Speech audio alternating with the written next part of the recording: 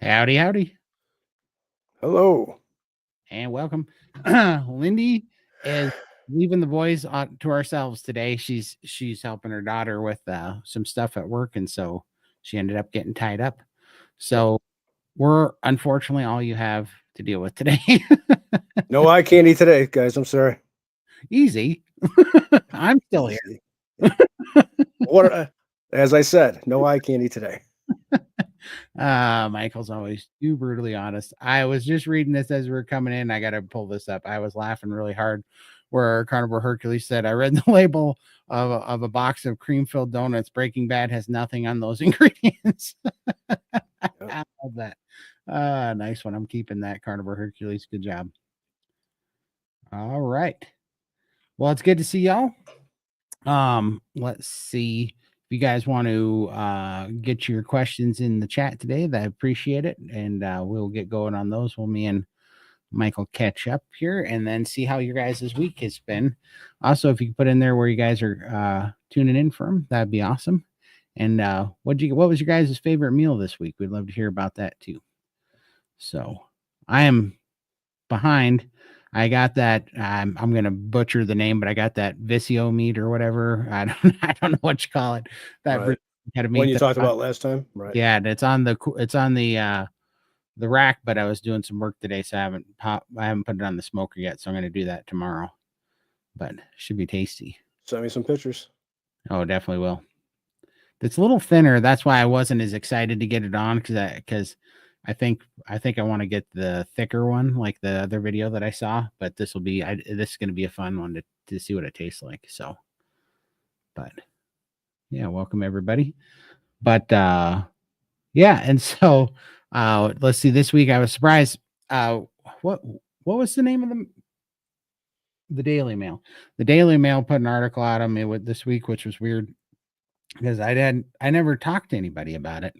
Like nobody called me or anything. I'm not even sure how they put it together. I think that they must have recycled or bought the information from piecemealed it. No, what was that? I did an article with somebody that they did an interview with me. Oh, it's Epic Time, and I think or Epoch Time or whatever that's called, Epoch. And I think Epoch might have sold it to them or something because otherwise I don't know where they got all this information. But it's fairly accurate. There's a few things that are off, and it's it's a year old pictures and stuff. Yeah, that one. But the comments in there are. Most of them are good, but there are some hilariously trolly comments in there that I was quite enjoying. And yeah, that one there. And so anyhow, I was going to address some of those because it was pretty funny, and I should have done a better job. I should have been prepared, but I was working on some other stuff here today. But some of those comments in there were hilarious. But some of the most common ones were, of course, you're still 450 pounds or whatever. Well, first of all, I'm now 392 pounds. So stick that in your pipe and smoke it. And second of all, that is a year ago. So I love the comments you're going, this is not sustainable. He'll never keep up with it as soon as it comes back, So those are my favorite comments to hear, are the ones where they keep looking at stuff that's a year old, videos of mine that are like a year old, 2 years old, and they keep saying, you're never going to make it. It's not sustainable. This is not a viable diet long term. You're going to have all these problems. And then this is the only diet in my life where I'm just like sailing through it day after day, getting healthier every day, losing more weight every day. I'm wearing this shirt because I bought these red shirts for Red Friday, and I bought them some different sizes, and I bought some smaller ones. And now I'm wearing it again today, even though it's not Friday, because since I got done oxalate dumping, I dumped a bunch of weight and my shirts don't fit again. You know what I mean? Right. So I'm loving these comments going back because they're not aging well already. And so it's really fun. I'm really enjoying that I started my YouTube channel still extremely overweight because I had my serious doubts about doing that because I knew nobody was going to want to hear a dude that weighed 530 pounds or something talking about how to be healthy on carnivore, right? Like that the irony of that has not escaped me, right? but right. but what I love about it now, getting to this point, is realizing that the reason why I was so excited to talk about it, which is why so many are so excited to talk about it in the carnivore world, is because it's, I coming from losing 300 pounds twice in my life before and losing 200 pounds twice in my life before, I've never gotten to this point in any of those diets where I'd lost that much weight. And I never went, I want to tell everybody about this because even losing that much weight back then, I knew it was just a matter of time before I gained it back. I was still just white knuckling everything. It was just a starvation. Like, it was never sustainable. No matter what the results I got, that was literally the skinny fat that everybody talks about. Like, I was losing weight, but it was all the wrong weight. I was losing muscle. I was getting sick, and I was literally just starving through calorie restriction. And so it never made me go, I got to go tell everybody about this because it's so great. It was kind of like, yeah, starving. Right. You can starve yourself and lose weight. That's what it was like. But how long can you do it? And I had bungeed back so many times on the yo-yo thing that I knew the snapback was the brutal part. And sure enough, it always came back. But the difference on carnivore was, even when I only went from, 715 pounds to like 500. Well, even I started realizing something special has happened when I got to 647. I remember that weigh-in at 647. I'm like, something is really different this time. And that got me thinking about if this is really going to keep having this effect, not just on my health, but on my mental health, and how easy it was to maintain, how the anxiety had gone away, and how the disordered eating stuff was going away, and how much power it gave back. Is like, man, this could really be the key. And that's why when I got down into the fives, I was like, okay, we're starting a YouTube channel, even though I'm going to get pummeled by people for starting a weight loss diet channel. And you're still going 26 months into it. So 27 now, actually. But yeah. 27? Yeah. We're rolling into it. And for sure, it's awesome. So it's pretty amazing. And so I wanted to put that up there because I'm now very happy officially that 18 months ago I started this YouTube channel, because now it's starting to be really fun. So want to appreciate all you guys for hanging out with us for sure. All right. We got any questions? Why? We got a few meals people are talking about. I'm starting them now. Okay. No, for a second there, I was in the wrong window. I was like, why have I no?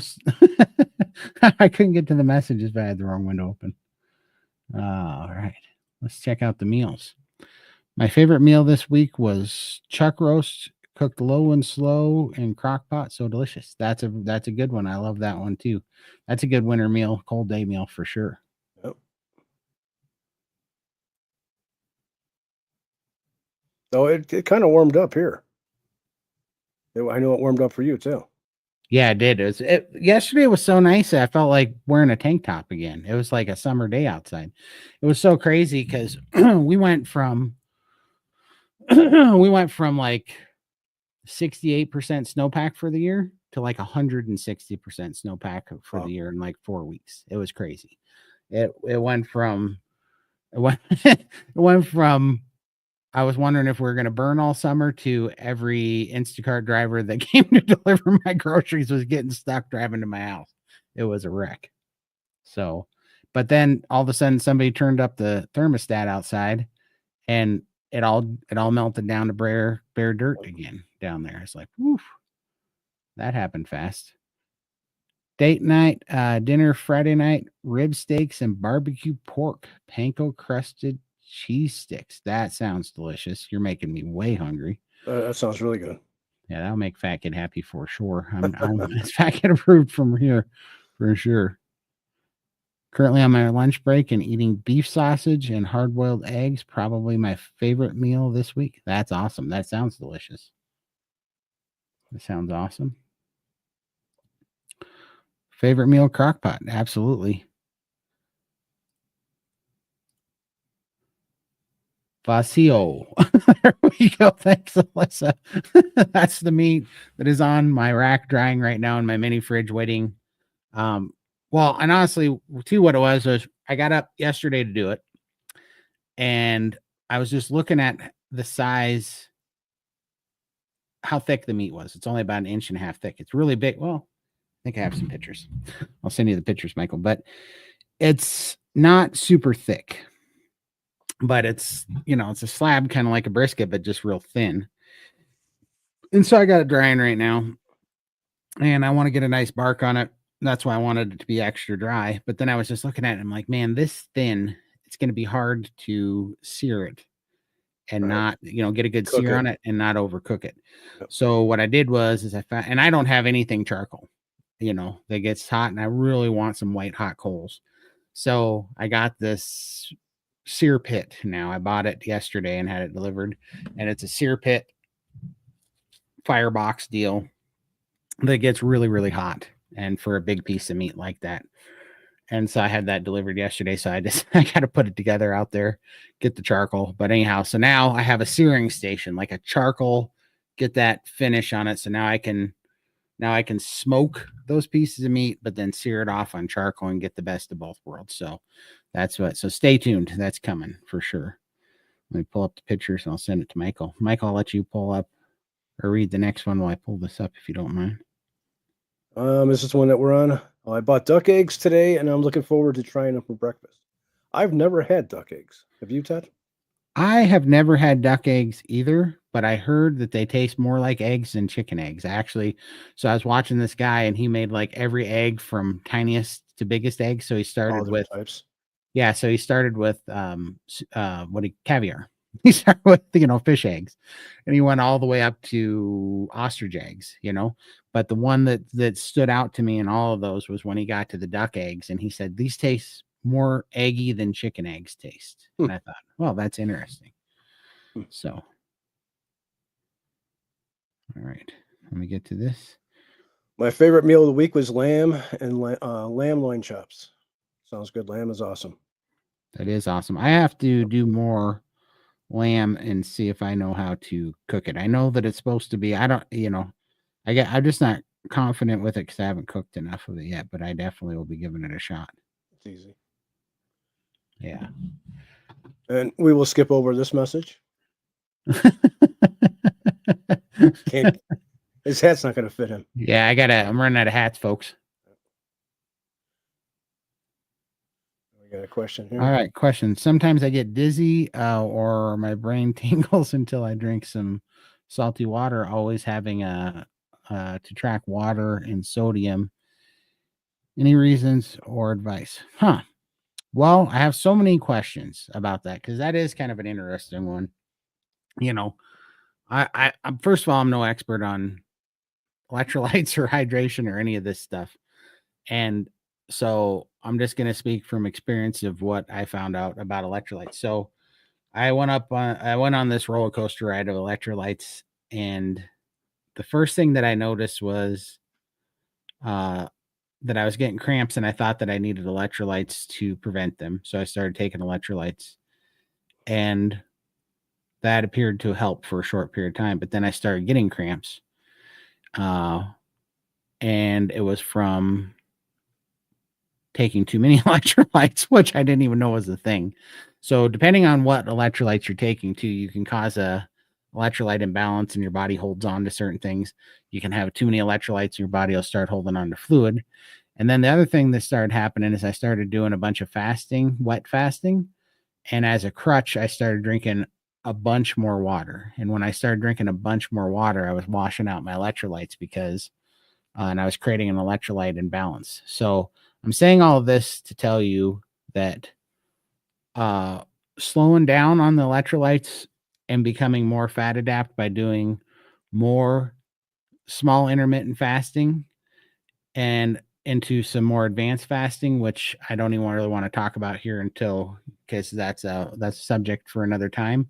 But it makes you more fat adapt, and when the more fat adaptation you have, it seems that the better your electrolyte problem will balance itself out. And also, the more priming you do, that's why I'm such a fan of the SBG priming protocol, because if you can kind of fill your nutrient deficit or any deficiencies you're having by making sure that you eat enough for a good period of time to get your body running good, that'll start going away. But in the short run, I would say monitor how much water you're drinking, if it's enough or not enough, which is kind of hard to figure out, but you can figure that out a little bit. Like if you're peeing a bunch, if your pee is really clear, or if your pee is really kind of, a deep orange, Darker. yeah, you can figure out if you've washed out your electrolytes. If it's real clear, then you're drinking too much water likely, and you don't have enough electrolytes. And if it's real dark, then you're dehydrated. And I find that to actually be pretty true. And then if you're having dizziness and headaches and things, try doing that, but put a little bit of salt under your tongue too for the dizziness. I notice that helps me if I'm really having a sodium problem. Follow up from right here. The brain tingling and dizziness gets better if I keep it between 30 to 50 milligrams of sodium per ounce of water. Well, then I think you found your own, like, also, does your body crave salt? Like, is there a reason that you're not already getting 30 to 50 milligrams of sodium per ounce of water that you drink? Are you drinking a ton of water? Do you have a taste for salt, or do you not like salt? I'm just curious about that. Can you hear the dog barking? Yeah, a little bit. That turkey. I just fed her a whole pound and a half of pork. She's just shaking me down to see if I got anything better right now.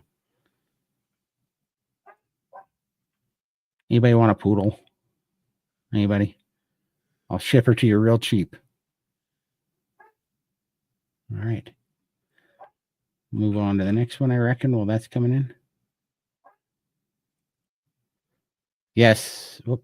I think we clicked. Okay. I'll let you do it from now on. Target employee uniform. Exactly. That's what I feel like. I feel like I opened up a Target department store in my office chair here every time I wear this shirt. For sure. You do the questions. I'll go through the chat and start. Okay, thank you. All right. Just wrapped up a 24-hour day fast with chuck roast cooked in slow cooker. That's awesome. That's tasty. That's a good one to come back to. Yep. Good work. And then what do we got here? I broke a 24-hour dry fast with sardines, omelet, my favorite now. Hopefully I'll be there. There'll be no effects on that. Yeah, for sure. I doubt that 24 hours. I don't think that'll hurt you at all. That's no, awesome. You'll be fine. Oh, and we got a super chat. Thank you so much. Just saw that. Todd, you mentioned OMAD slowed your metabolism. How many weeks or months did it take to get your metabolism back to normal? Also, what did your slow metabolism physically feel like, and what does a normal one feel like? All right, well, this is a fun topic. Thank you so much, Gunther. So first of all, I didn't even know what a high functioning metabolism feels like. Like, honest to God, until I did SBG's priming protocol, I don't know that I ever had a high functioning metabolism. And that is why these questions, were hard at first. And that's why the priming, like these markers, like these markers to look out for, were so foreign to me, because it was like people were speaking a language. It's like you were trying to see it, you were trying to watch out for a color that you'd never seen before in your life, right? And it didn't even relate. I mean, there's small things, but that's why I am such a huge fan of SBG and the priming protocol and nourishing your body, because I don't think that we truly know how sick we are sometimes, because we don't know what it means to feel good. I don't think we even know all the time what it means to feel optimal. So anyhow, to start there, OMADs made my metabolism slower than they'd ever been, right? Or slow, like some of the starvation diets that I'd been on. It was real slow. But as far as where you said, how many weeks or months did it take to get your metabolism back to normal? My metabolism had never been to normal. And now I have a new high point of what normal is. But I'm here to tell you that the longer I do carnivore, the higher that seems to go. So I don't know what my normal is. My normal right now is just my high water mark every time, because I don't know. I right now, like specifically this week, my metabolism feels like it's as high as it's ever been. And that's coming off of finally feeling really good after about 3 months of oxalate dumping. But what I'll tell you here is, I don't know where my metabolism was at when I started carnivore. It was somewhere between terrible and complete dumpster fire. And then somehow, after 9.5 months of under eating, I made it worse, right? It came back a little bit and it was getting better, but then I made it worse. And because I had held that line for so long, for about 9.5 months. And I could tell, because what that felt like was, one, a giant stall, two, I was always thinking about, it was like I was white knuckling things again. This started to feel like a restrictive diet, like a calorie restrictive diet again, where it hadn't been that whole time. But I started restricting because I was stalling. And so went back to that restrictive mindset. And then the anxiety started coming back. The anxiety and the cravings started coming back for the first time. And I started having real problems with that. And that was when Lindy drugged me into SBG and I found priming. Now, I'll tell you that because then it took me 6.5 months before I was ready to fast again. And I know that that's a big number, and everybody, is a little bit different, but you have to remember that I was pretty far gone. I came from a really deep hole and I had a lot to heal. And this had been a really long running issue with my thyroid metabolism and everything. But it took me 6.5 months before my metabolism was running super high. But I will tell you this, though, that just in about 4.5 to 5 weeks, my metabolism was running so much better that I just done 9.5 months of OMADs and tanked my metabolism, and it was easy. And then all of a sudden I did priming for 4.5 weeks, and we wanted to test and see if I was ready to start, if my metabolism was up, because my appetite had opened up, did all the things it was supposed to be. And we wanted to test and see how nourished I was and if I was ready to try a fast. So I tried one OMAD, and everybody thinks I'm joking, but I felt like I was dreaming about food so hard, I felt like if I kept this up, I was going to eat my pillow in my sleep. Like, it was crazy how hungry I was. Like, it was maddening how hungry I was. And so I realized that was a beautiful experience to have, because I realized, oh, this is what having a high functioning metabolism and proper hunger cues, my body was screaming for nutrition, and it did not give two rips about the body weight. And so I leaned into that. And this is where everybody goes, you're lying, you're crazy, whatever. But I leaned into it and I started eating about 7 pounds of meat a day, which, by the way, is not that hard to do. It's like 2 and 3/4 pounds of meat or whatever 3 times a day when I was doing the 3 meals, which is not that hard to do. But anyways, I was cranking through it and I did that for about 6.5 months until my body finally was satiated. And during that time I gained 21 pounds and I lost 3 pant sizes, 3 shirt sizes, and I got so much stronger and I got taller. And you're going to think that that's crazy, but I did, because my spine and my frame Straightened up. Yep. straightened up, because my body was building lean tissue, and it was bone, it was muscle, it was white tissue, it was, cartilage and collagen and, melanin and all, or not myelin on the nerves and all that stuff. I didn't get much melanin because I'm still pasty white. So all those things I got back and felt so much better, and then when your body feels better and it's healed and you have a high functioning metabolism and then you do fasting, man, you want to see some weight melt off. It looks like I put a popsicle stick in the oven, or, a popsicle in the oven. I was just melting there for a little while. But yeah, so it's really hard to tell you exactly what it feels like until you felt it. And it's crazy. And if you haven't had a high functioning metabolism before, well, it would be like trying to explain to you, a color that you've never seen before or something. It's kind of interesting. That's why I do love the SVG priming protocol, because you find you experience all these actual markers for yourself, these health markers that you may have not even been aware of, because we get so deadened down by being sick after a while, just numbed up. It's crazy. I got your pictures for your oh, there we go. So yeah, that's the Vaccio meat, and so that's how big they are. They're about as long as a brisket, but they're only about an inch in it. They're like as thick as a fairly thick ribeye. I mean, my ribeyes I cut are actually twice that thick. They're about half the thickness of, well, maybe a little less than half the thickness of a brisket flat. Way thinner than the point, of course. But so this is why I was so concerned how I'm going to get a sear on these guys, without overcooking them. right. Because these are tender pieces of meat. You don't cook this like brisket where you're going to get it to anywhere from 93 to 102 degrees. You want to cook this at like to an internal temperature of 130. So I'm going to cold smoke this for about 4 to 6 hours just to get a smoke ring and flavor, and try to build up as much of a bark, which is why I'm going hard on the dry, air dry aging in the refrigerator. And then I'm going to try to get a smoke ring on this thing and get a bark built up on it. But then, do you have that picture of that little sunbuck I bought? Yeah. So I bought this little dude, and it's a fun little guy. And so I'm going to get that like stoked up. Like I'm going to make it till that handle's hard to hold with your grab hold with your bare hands. Like there's going to be a lot of white hot coals in that puppy. And I'm going to get, even blow some air in there and really stoke it and get that thing super hot.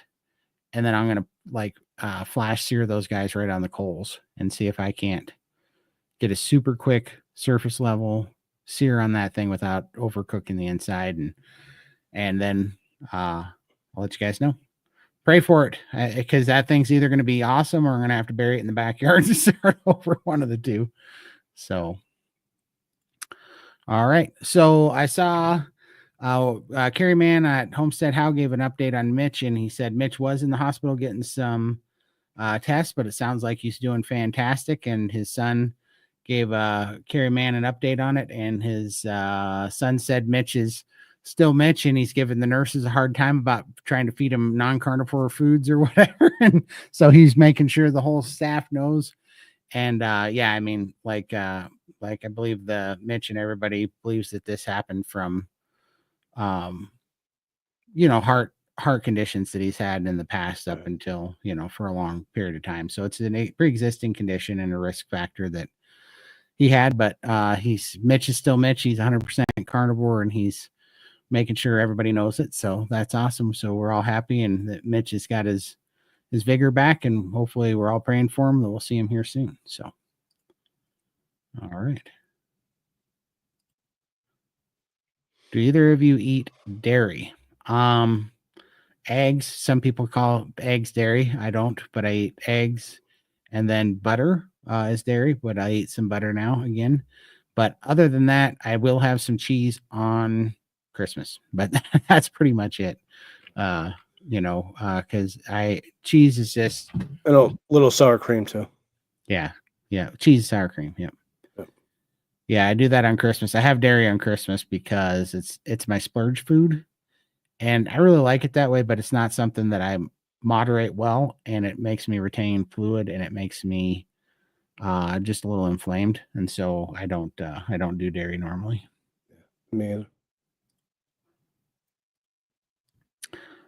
It's cold here in Ohio again, 17 degrees, real feel this morning. Yuck. Yeah, that's a cold one. I'm looking forward to summer too. I'm looking forward to summer more this summer, I think, than I ever have, being 300 pounds. right. Like, give me that sun, baby. I need that sun.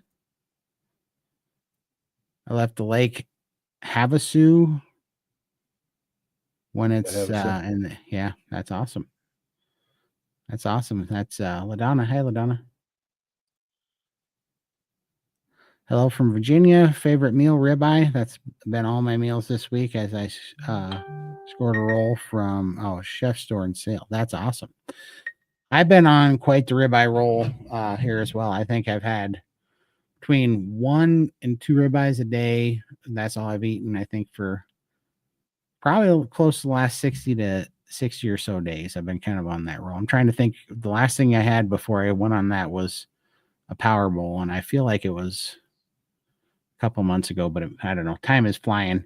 So it's definitely been like 6 weeks for sure, but it's been a good run. Central Florida here, stew meat and crock pot. Drank the broth too. Very yummy. That's awesome. Yeah, that's really good. That is delicious. If I could find a duck eggs, I would try them. Yeah. I've never tried. Well, I think I did try one. My sister has like 2 ducks, and they lay eggs occasionally. And they'll all of a sudden my sister will send me over because she's watching my chickens. Every once in a while, my sister will send me over my chicken eggs, and there will be a couple giant eggs in there. I'm like, what the heck is this thing? And she goes, "That's a duck egg." But my sister doesn't care for them. But when she finds them, she sends them over to me. But a lot of times, the neighbor likes them a lot, so she gives them to the neighbor. Favorite meal this week is prime rib. That one's a hard one to beat ever. Duck eggs are amazing. They're so much creamier than chicken eggs. That's what I hear. I'm going to have to try one. The ducks don't lay them as often as chickens do, though, do they? I think they do. Yeah. I think they'll lay them once a day. Maybe it's once every 2 days. I think they lay them pretty frequently. Right. I know that they're hard to crack. I mean, their shells thicker shell. Yeah. Thicker for sure. I bought a lamb roast today to try in the slow cooker. That sounds delicious. Sounds really good. Yeah. I only do electrolytes on some of the days I'm in the sauna. Yeah, that makes sense. It's funny because I drank so many electrolytes when I was first doing carnivore because, I came from keto, and between the keto carnivore world, right, especially a couple years ago, everything was about you got to have your electrolytes, and then you're like, actually, the meat does pretty good. I think it's a good and don't get me wrong, there's nothing wrong with taking electrolytes, but it is funny how you start becoming kind of everything just becomes real simple. A minimalist is the word that I'm trying to think of. Yeah. I'm starting the priming orientation tomorrow, and congratulations. That's awesome, Barbara. I hate it. I hear it gets pretty tough with the amount of food. Any tips or just suck it up? All right. I don't want to but in my mind, I just approach it one meal at a time, and you're going to do the best you can. You don't want to be super, super miserable, but you do want to give it a good go, and you want to eat past your normal.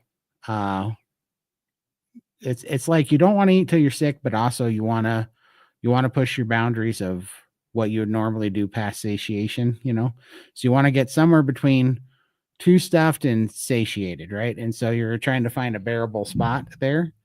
And then you're trying to also eat ahead of the cravings. So that's what gets tough, is that you're trying to eat when you're not hungry, you know, but you're trying to stay ahead of the hunger, trying to show that you're you know, you're in an environment that's plentiful, and you're trying to get your appetite to open up. And so with that in mind, for the first beginning of it, like, just do all the hyper palatable carnivore foods to get through. You know, the beauty of priming and the beauty of starting this way is so that you can, you know, the number one thing is don't think about weight loss, but you're thinking about healing and getting through any kind of carb cravings or anything that you're having, and you're trying to open up your appetite. And then when that happens and your appetite is opened up, then you can start refining things. But so going into it, you know, use the bacon, use the cheese, use the egg, use the butter, use the cream if you need it,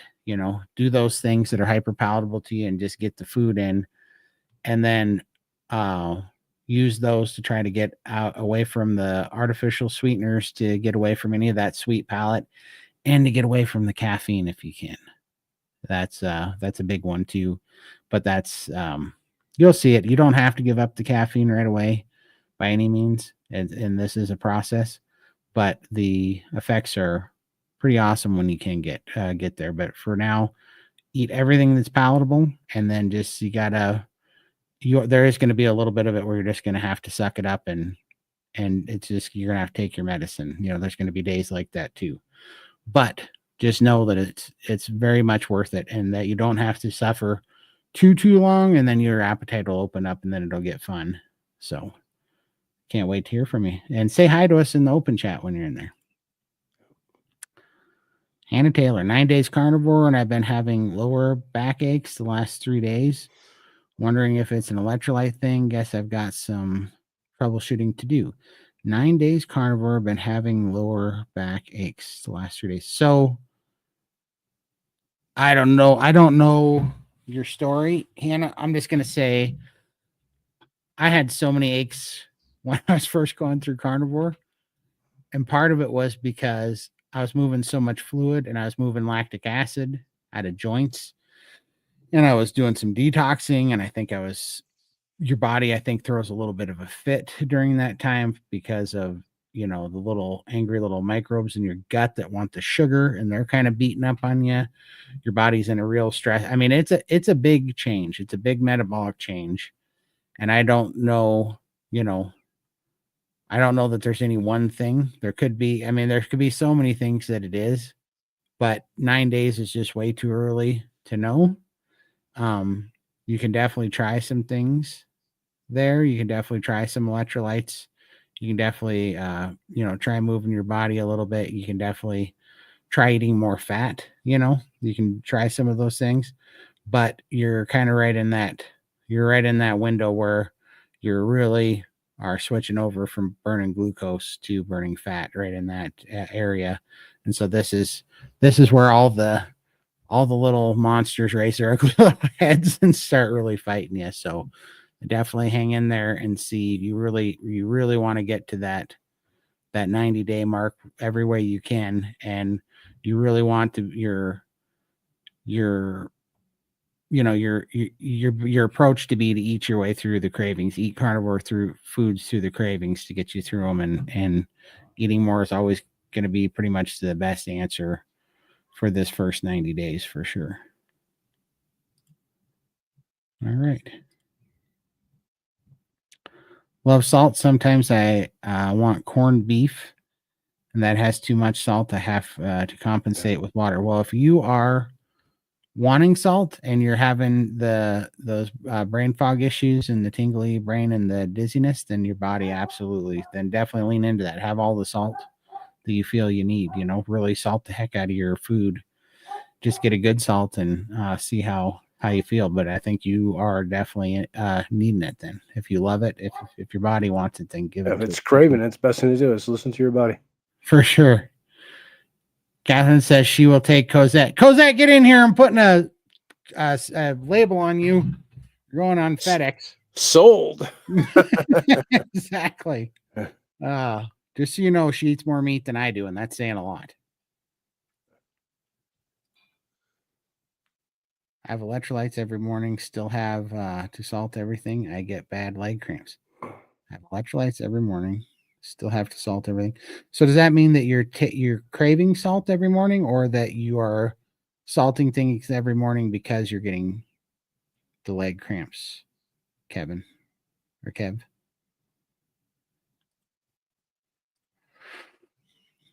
As an N equals 1, I sometimes cut out electrolytes every time I get hand, leg, foot cramps. I do whatever uses less than half of what I needed went earlier and on the proper human diet. Yeah. Oh, and yeah. Yeah, that makes sense. I do believe that's something we got, it's because it's not something you hear a lot of, but the truth of the matter is for a lot of people, we're taking too much electrolytes, and that also causes an imbalance. Yesterday was my 1-year carniversary join SBG. That's awesome, Ash. Julie, I can't wait to see you in there, Julie.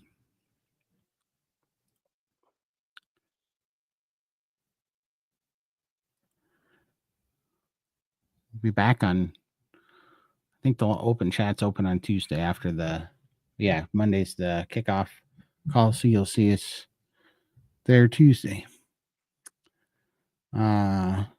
I just finished my first year carnivore, joined SBG a couple of days ago. Should have done that a long time ago. Good group. That's absolutely, it's crazy, right? Because I know that everybody thinks that I'm a SBG infomercial, but it's I don't get any paid to be there. I don't get paid to say it. I don't get paid to get people to join there. I just think it's so much. I think you're so much better set up in that community to be successful on carnivore and to have these nuances that are going to come up, on a daily and weekly basis to help you navigate those things. Even though we're all, an N equals 1, and even though we're all individual, there are a lot of people in there that have had similar experiences that can kind of point you in the right direction through the nuances. And you're gonna, especially coming from a standard American diet, you're gonna experience so many things that you might even think are negative, because change doesn't always feel good in the moment, that you could misconstrue it for that, meaning that you're doing something because you're feeling something negative, that you're doing something wrong. And then you become really reactive, and it kind of has you chasing your tail. And so it's so nice to know what's happening when it's happening, and have a pretty good idea from the community of what you're going through when you're going through it, and what the tips and tricks are that everybody shares. It's just so much handier that way. It really kind of keeps you where you need to be, keeps you in the middle. Hey, Todd, thank you for the carnivore diet. Just completed my 5 km run in 21 minutes. Wow. That is ridiculously good. That's awesome. Was the bull chasing you? No joke. That's awesome. Congratulations. Man, that's killer. All right, Andy, just joined SBG today. Nervous to start priming. I never eat breakfast. 3 meals a day is far from normal for me. Yep, you and me both. That's what's crazy. I've been doing carnivore for about 8 weeks now. Lost about 25 pounds. That's awesome. I want to stop there too, because this is one thing. Man, this comment, not your comment, Angie, but this comment on my videos and stuff, and Michael's videos and that article and stuff keeps coming up. These guys that keep going, they would say to you, Angie, 8 weeks to 25 pounds, you just lost water because you got rid of the carbohydrates. And it's like, yeah, okay, that's still fine. Weight. Yeah, you know why? It's because that water carries inflammation too, and that water is still weight and pressure and joint pain and all of these things, and it's still getting rid of something that's having a negative effect on you. I lost like 150 pounds of water because I had congestive heart failure. My body was keeping it. Well, I'll tell you what, there's no such thing as saying just losing water, especially if you have Right.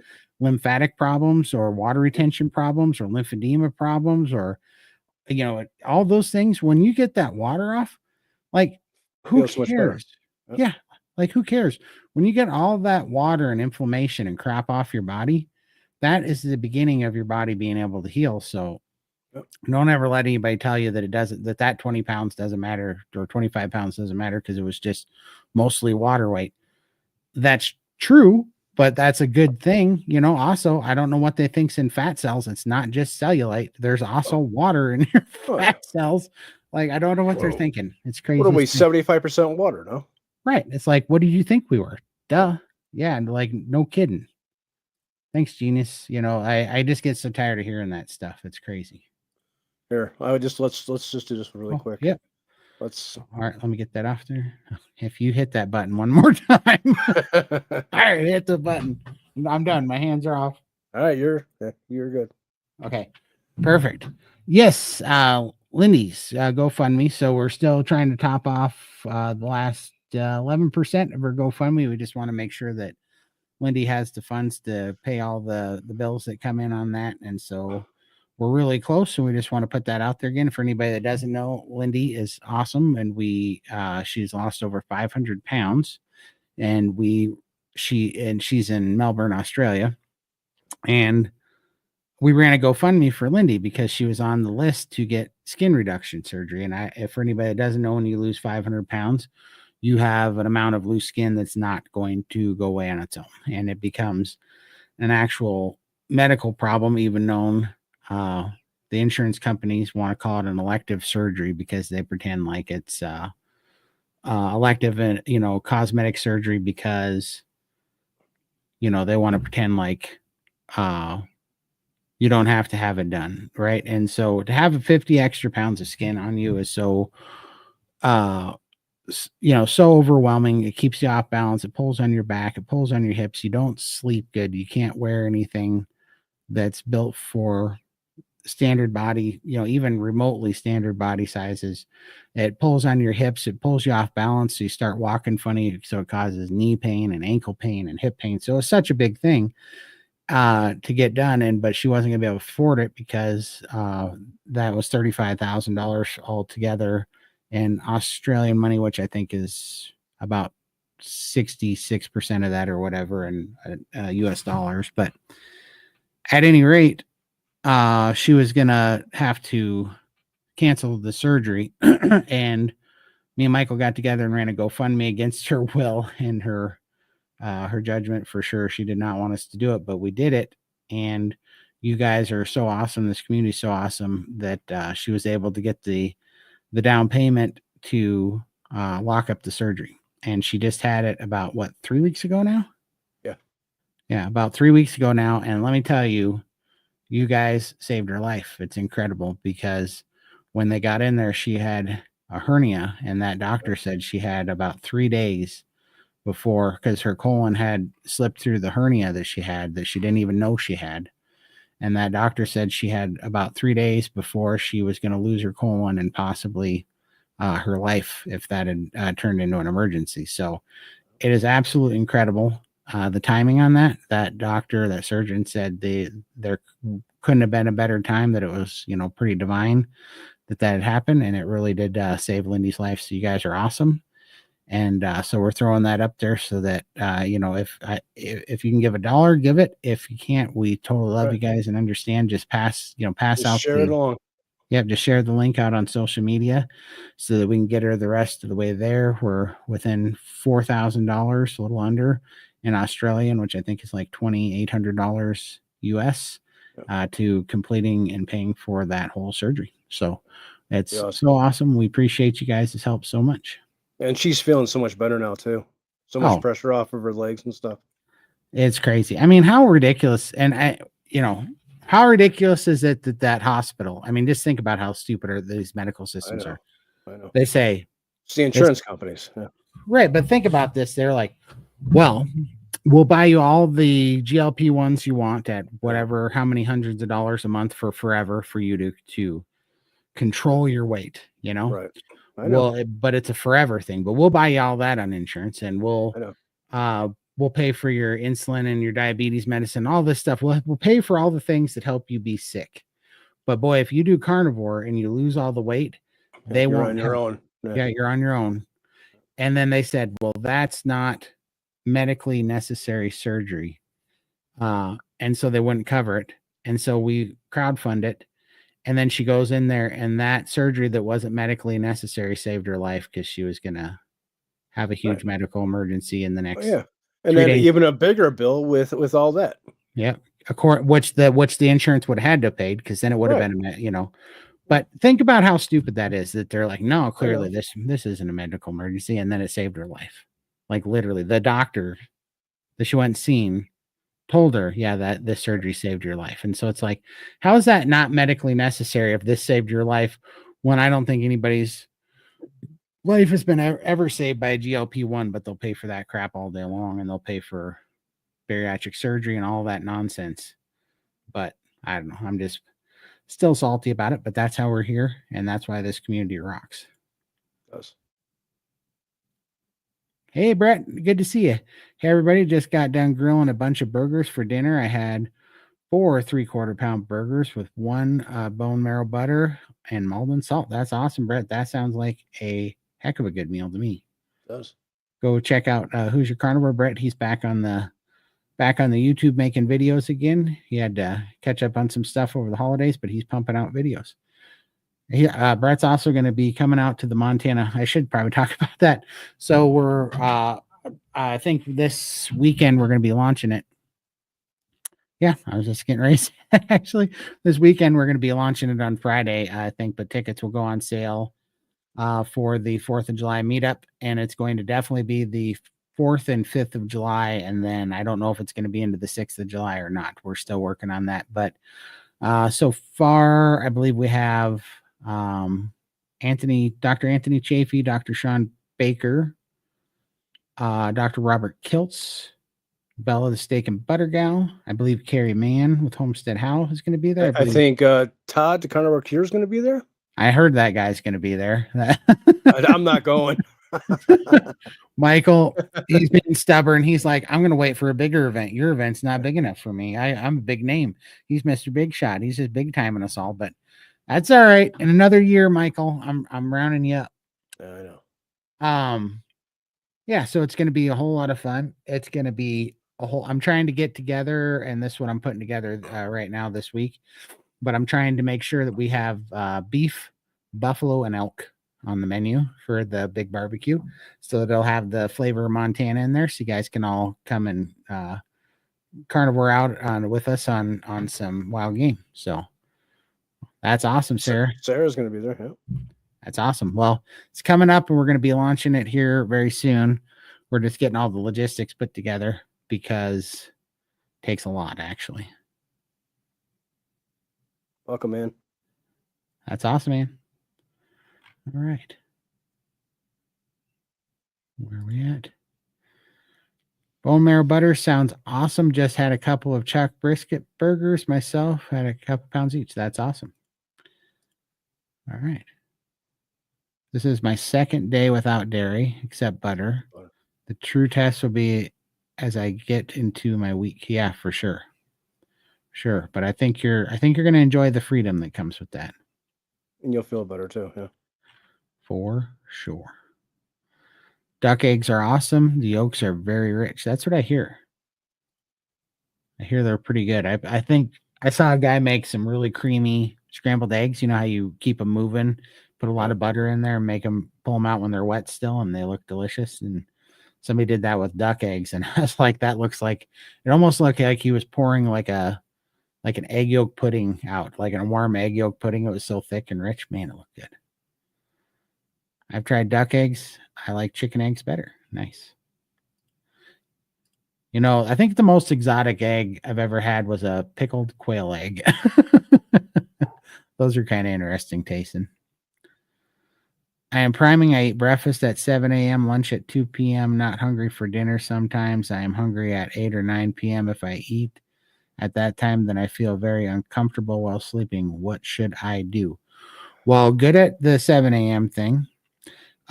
2 p.m. is a little too late. And so you got to Yeah. close that window. You got to bring that. So if you're going to eat at 7, in my mind, you got to eat that next meal like no later than 11, to get that next meal in there. And then you got to be eating another one around 3 to 4. And I can already hear you going, no way. But here's the beauty that happens. The reason why it's, this is from my experience, but I went through the same thing. They're like, you got to get these meals in. And I'm like, how? Like the meal, I feel like there's a brick sitting in my stomach 7-8 hours later after eating a big steak. And what ended up happening through priming was my body started breaking down and metabolizing that steak in 3.5 hours instead of like 7 hours. And there wasn't this big brick of food. And then my body just started eating through it. And my stomach microbiome healed up really good. And it would just break down that food in like 3.5 hours. And then I was hungry and even ravenous again in 3.5 hours. But it takes a lot of work, and you have to eat when you don't feel like eating for a little while to really make that open up. But that's why I will tell you this, and this is the truth. It was harder to do priming than it was to start carnivore. It was easier to start carnivore than it was to prime. Yes, I agree. All right. Question: how much can 2 to 5 cups of coffee hold me back on carnivore? Also, I'm still using spices. This is my personal. Are we talking black coffee, or are you putting cream and sugar in there too? You just keeping just black. Well, I mean, even if it is black, I'm going to say a lot. If you're drinking 2 to 5 cups, I think it holds you back a lot. In my experience, it held me back a lot. If I drink 2 to 5 cups of coffee, I'm going to eat half as much food in the daytime. It increased your appetite that much? No, it decreases it. Oh, it decreased. Okay. Yeah, I'm going to eat half as much is what I said, like half the amount in normal. Yeah, it's going to decrease it, and I'm going to not feel like eating. And the problem with drinking so much coffee, the spices, depending on what you're using, the spices may matter or they may not, because I don't know what you're using. But the coffee, to me, is a bigger problem, especially 5 cups as a bigger problem, because that's definitely going to have an effect on your hunger. And so, because it just hides your hunger cues. And so carnivore is a nourishing way of eating, and you're wanting to nourish your body, to heal your hormones, to get the fat in, to open up your appetite so that your body can heal your metabolic disease, so that your body can get the nutrients and the fat that it needs to heal your hormones and do all these things. And so, one of the real bottlenecks in this thing is getting your gut microbiome to heal, getting your appetite to heal, and getting to hear those true satiety and hunger hormones, to hear them honestly and to recognize them, and then to build like this, this relationship with those things again, that you're listening to them, you're giving them what they want, you're kind of healing this metabolic pathway through your signaling. And if you're using things like coffee that are going to really dull that down and quiet that down and cause signaling issues, you're just you're not going to hear that. So I think if you can do it, which it's if you understand how to do it, if you prime your way through it, if you eat your way through the cravings, you can get to it, and get free from that. But however, all those things said, if you're going to do the coffee, don't do it before you eat. Always do it after a meal as a dessert, like they say, and see if that'll help you. But ultimately, if you're not already in there, join Steak and Butter Gang so we can help you through that, and you can kind of wean off that coffee over time. But if the coffee keeps you carnivore, then keep the coffee. It's way more important to be carnivore than it is to be miserable and not be able to make it sustainable for you. You are an N=1 experiment, so do what keeps you carnivore. I drink my coffee each day. I'm very happy with it. There we go. All right. Question. Wondering if I have kidney stone or muscle pain for the past week, sharp pain in one spot lower rib, left side, yesterday pain, under ribs, and front, and nausea. Sounds like it. It sounds pretty close to it. Mine, I feel it more left side, lower rib cage on the back side rather than the front. However, if something's moving as I pass the kidney stones, I just passed, I don't know, a few months ago, I passed 3 kidney stones. And as it moved around, it moved to the front side. But yeah, if it's a mixture of sharp pain and also dull, achy pain that feels like a bad cramp, it feels like an organ is cramping somehow, and it feels like you're gonna puke, and also starts to make you have all the it's like you're having all the feelings. If you're, I don't know, I'm gonna guess you're a dude. If you're a dude and you ever got kicked in the berries or something, or you rattled your stuff, that all that pain that comes in afterwards, like you feel it, and then you think you got away with it, and then that 20 seconds later, it all the pain swoops in, hits you, that pain in the gut and all that stuff. Kind of feels like all that, and it just comes on and off and starts moving around. So I don't know, but I would think that that's what that is, especially if it comes with nausea. That was that pain, because pain level's high enough that it makes you nauseous. Yeah, you're gonna know. You're gonna know shortly. How long do you say this is going on? Past week. Past week. Yeah. That seems like a long time though. I don't know. You really might want to go get that one checked out. If I would have known that going to the doctor to get steroids relaxes all that so that you can pass it easier, I probably would have went and done it. So you might want to go check that out, because that's a pain you don't want to mess with, and I can't imagine wanting it to let it last a week. That would be pretty bad. By the way, 15 days carnivore and learned priming about 5 days ago. That's awesome. That's awesome. I definitely want to hear what your thoughts are on it after you've gone through it. I'm having oxalate dumping for the past month using. Okay, use tea during a week and up the amount to 24 ounces a day. Apples and apple cider vinegar, I think is what he's saying. Twice a day. ACT. What is ACT? Yeah, I would think apple cider vinegar. Yeah, I think so. Yeah, I think that's gonna help you for sure. It definitely pulled me out of a funk, because it was, and that's how it started for me too. Was 3 kidney stones, and then went into skin rash, and then went into knee pain, and then went into hip pain, and then I was bleeding from the navel, and it went to my right foot and back to my hip. Yeah, it's oxalate dumping is not for the faint of heart. That stuff is real. Don't forget to hit that like button. Appreciate it, LaDonna. Thank you so much. Everybody go check out LaDonna, the Carnivore Camper. She's got a new YouTube channel. I think she's getting ready to post some videos. Family Roots Farm.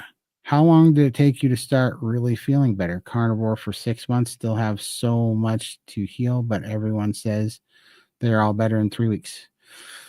Yeah, there's a little bit of a honeymoon effect that sometimes happens in 3 weeks, but there's a lot to heal, right? Like, I don't know, when people say they're all better in 3 weeks, that completely depends on, how bad off you are.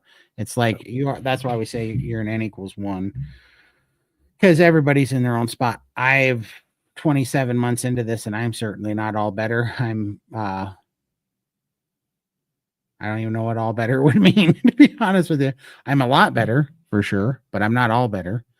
And there's so many things, family roots. It could be, I don't know what you said you're carnivore for 6 months. I don't know what that means to you. I don't know what you're eating. I don't know what you're not eating. I don't know how much you're eating. I don't know if you're doing fasting or if you're over fasting. I don't know if you're nourished. There's so many things that I don't know. But what I can tell you is, if you're going about this restrictive, it's going to take a lot longer, and it's going to be really hard on you. So you need to not restrict what you're eating, and you need to even kind of make a job out of it, kind of like it's your workout. to make sure that you're nourishing yourself enough for at least until you can trust your own hunger cues and your appetite opens up. But you really just need to be in the steak and butter gang so that we can help you through all that. And I'm, I know I sound like a broken record, but I truly believe that. At least try it for a month so that you can ask all the questions you need and get some real close guidance. So come and check it out if you can. I hear treats in the background. Because that barking, yeah. Yeah, you hear that too. That's her warning shot. What really happens is that when I get on here and start talking, she knows that she can make noise and then I'll give her stuff. But then also, this is the time of night where mom knows I'm busy too. So if mom's going to do something naughty and get some food, then she does it now. And Cosette is just as much of a crackhead as mom is. And so when mom gets standard American diet food, Cosette is shaking mom down too, trying to get some stuff. And so I'll just give you an example. I was on a call yesterday at about this time, and then the call got over, and I went out in the living room, and mom is munching on a piece of pizza. And I was like, "What is that?"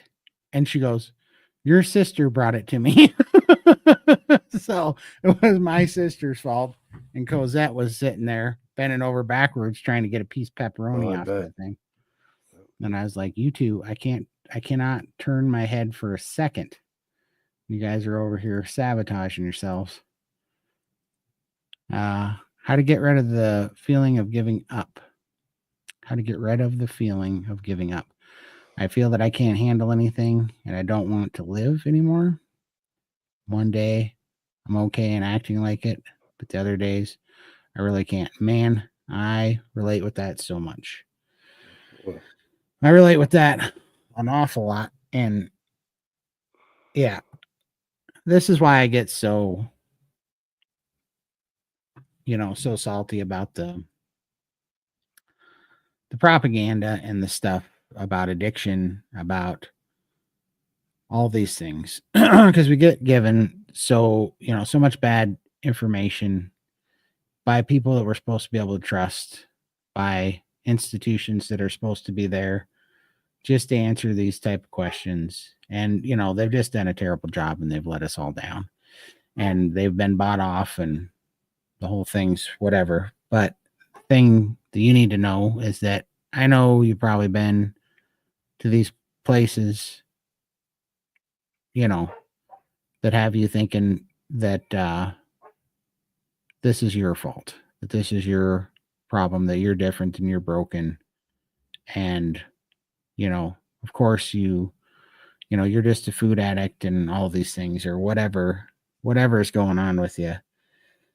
That's, for me, that was where the giving up came from. What the reality of it is you're just like all of us. You really are. And if there's any thing I want you to take away from this is that, Michael was over 700 pounds. I was over 700 pounds. And I don't even know if weight is your struggle or if it's, just health or addiction or whatever. But I mean, I was addicted to all sorts of things too. And I didn't see any way of getting through it. I really didn't think I was ever getting out of this hole at all, ever. And I would see other people getting through it. And I thought that'll never be me. They have something that I don't have. And what I'm telling you is we are on the other side of it now, on the, at least as far as not being addicted to it. Right. And that dark place that we were stuck in. Yeah. And we are on the other side. And what I can tell you is there's nothing special about us. Not one single thing that's special about us. There's not. We do not have more willpower than you. We are not less broken than you. There's not anything inherently wrong with you. What's wrong is that the food is incredibly addictive and that our food environment is really screwed up. And this actually does work. So what I'd like you to do is email me at thecarnivorecure@gmail.com, and we're going to help you get into a community so that you can see for yourself firsthand so many people just like you that are ready to give up and were all ready to give up and all thought that they were broken and couldn't do it, and now they're doing it. Because this being nourished and healing your body will absolutely fix that. And I don't know how long, I don't know how long you've been doing this, but for the first like 90 days, that stuff is the worst because you are having all sorts of hormonal problems, and these little gut microbiomes gut microbes are driving you crazy that want sugar, and you're going through a bunch of withdrawals. And if you're like me, that causes your anxiety to go off the Richter scales, and that anxiety fills your head with hopelessness and these thoughts that you're never going to do it. This is going to be like every other failed diet. This is impossible.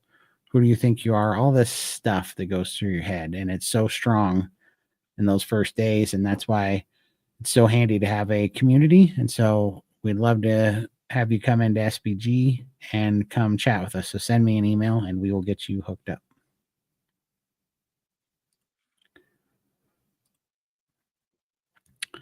I'm new to Carnivore. I've been on the diet for 2 weeks. Congratulations. We would love to keep you in the chat here. We do this I just joined SBG, so I'm hoping to get more support and need recipes. Oh, well, that's even better. Come on over and check us out in the open chat and come hang out in the calls with us, and you will get a bunch of recipes. And yeah, I can't wait to watch your progress. Support and community is huge. 100%. Brett, here's Charlie in Maryland. Hey there, Michael, Todd, giving you a thumbs up. Thank you so much, Charlie. I appreciate you guys so much. Hope you guys are doing well tonight. Thanks, Charlie. Tonight, I baked 8 eggs and 1.5 pounds of ground beef. Family liked it and filled me up. I did use some hot sauce for a bit of flavor. That's fine. That's perfect. Nothing wrong with that.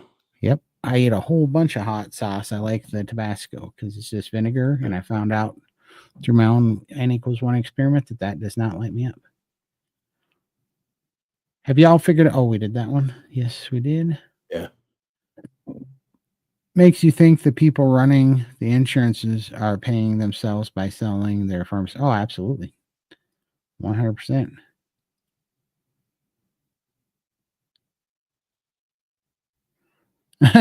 I'll get you added to endangered list after.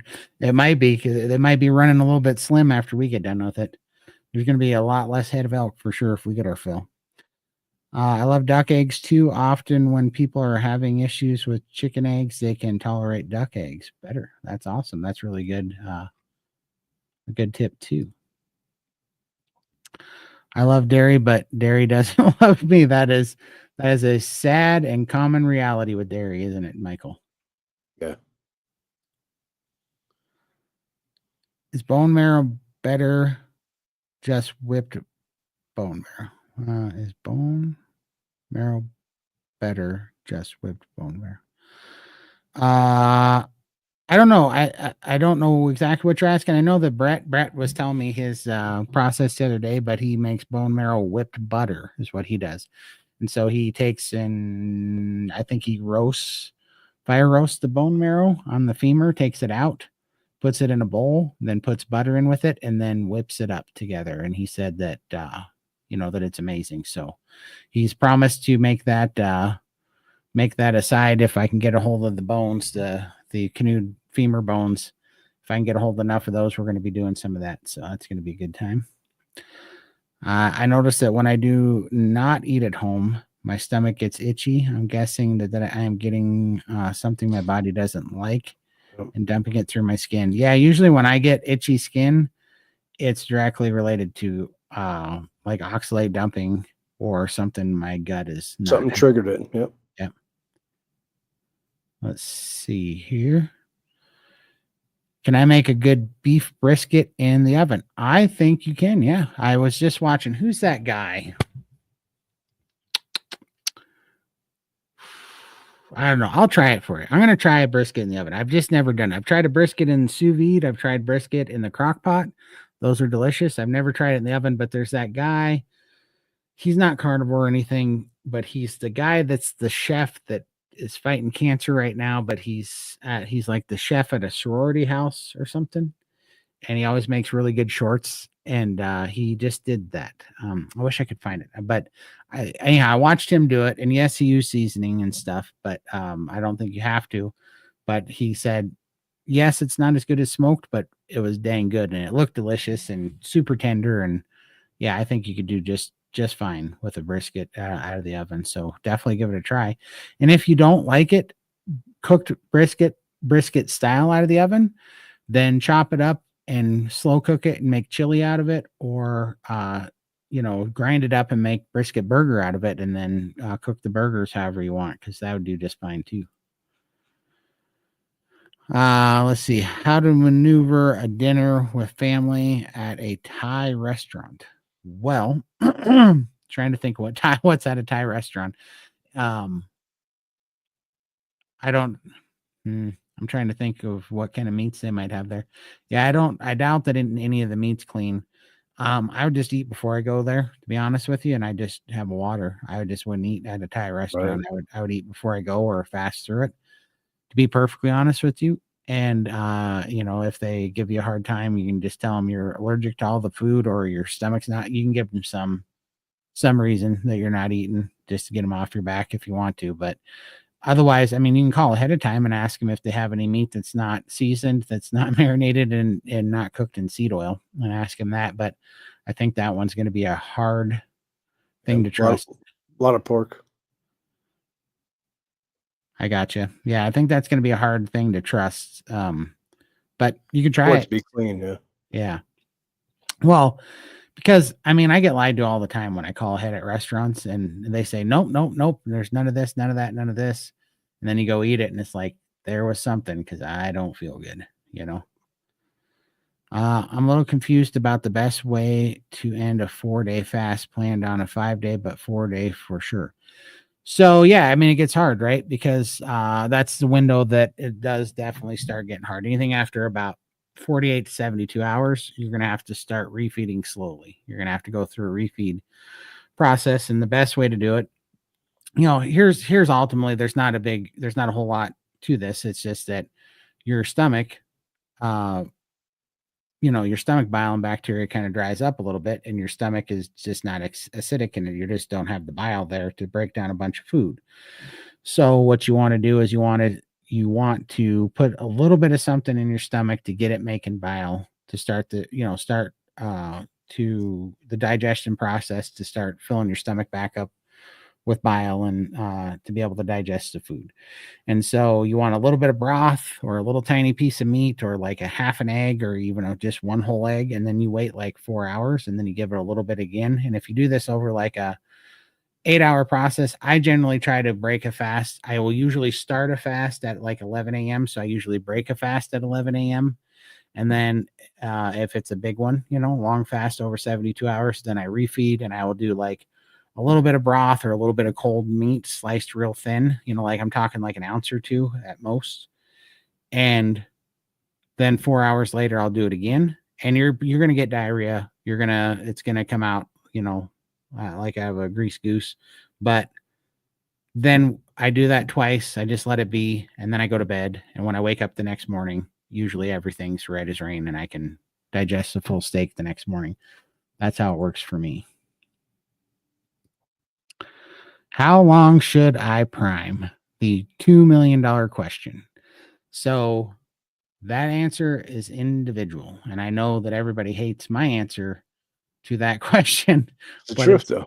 It is the truth. Some people only need to prime for 2 weeks. Some people have primed for 1.5 years plus.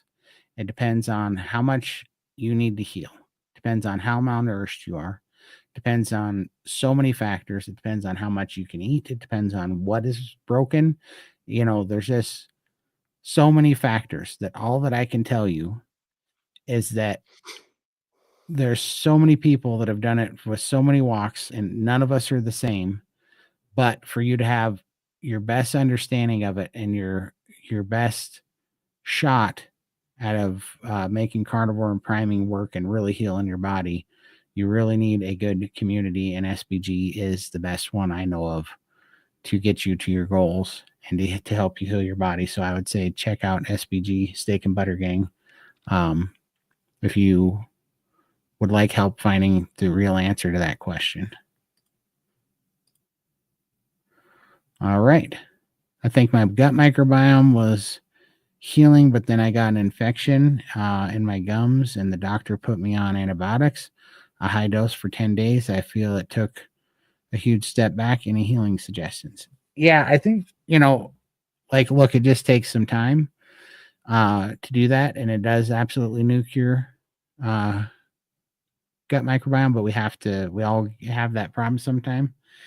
And so what I think I'm trying to think of, I think it's the raw kefir and the raw yogurt that Bella likes a lot because that's got the good enzymes in it that can help culture your stomach really well, and also it's not pasteurized. So see if you can find some of the raw kefir or kefir and the raw yogurts and try that. And then maybe I've heard some people even doing some of the ferments, like just a small dose, like really small, like not even a full teaspoon of like kimchi or sauerkraut, real fermented foods. There's also that real fermented pickles that people use sometime. I think they're called, what are those called, Michael? They're called Bubba's pickles or something, the fermented ones.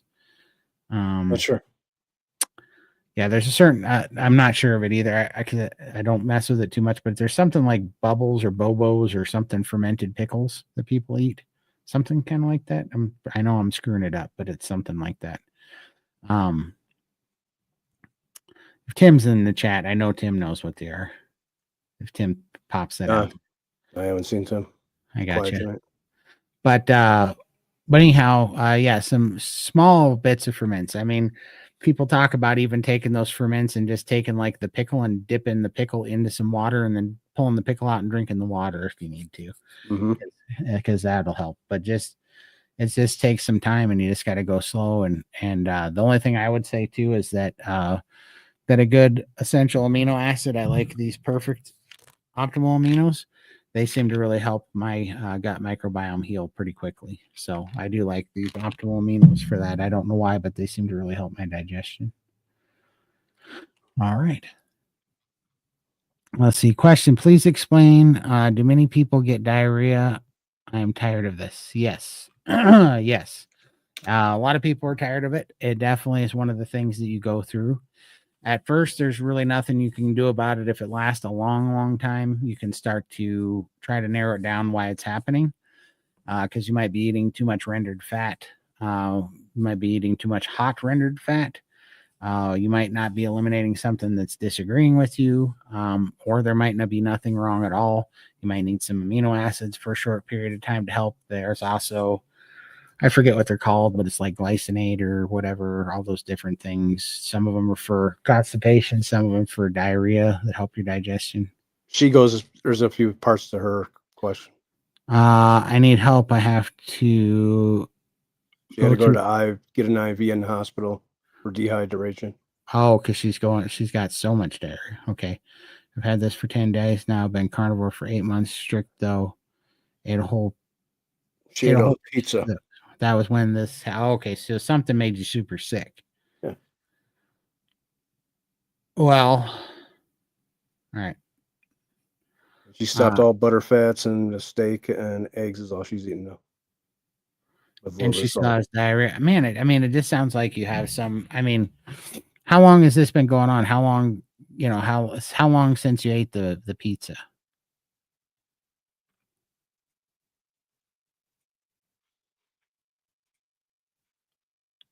Yeah. I'd really, Sherry, I don't know if you're in the steak and butter gang, but if there's a few Sherrys in there, I don't remember if you're one of them. But if you are, come and see us in the open chat, and specifically put in the general or put in the challenge chat on the message board if you're in there, your question, and we'll get it to Dr. Phil, because I'd be interested in seeing what he has to say about that too. But man, it sounds like you got a flu bug or something really made you sick out of that pizza. Food poisoning or something from pizza. Yeah. Plus, after being carnivore for how long did she say she was? 8 months? And Yeah. then going to have a pizza, your digestion system ain't going to be set up to eat that pizza. Well, I mean, well, honestly, what it is you heal up a lot more in your body. Let's see. Let's see.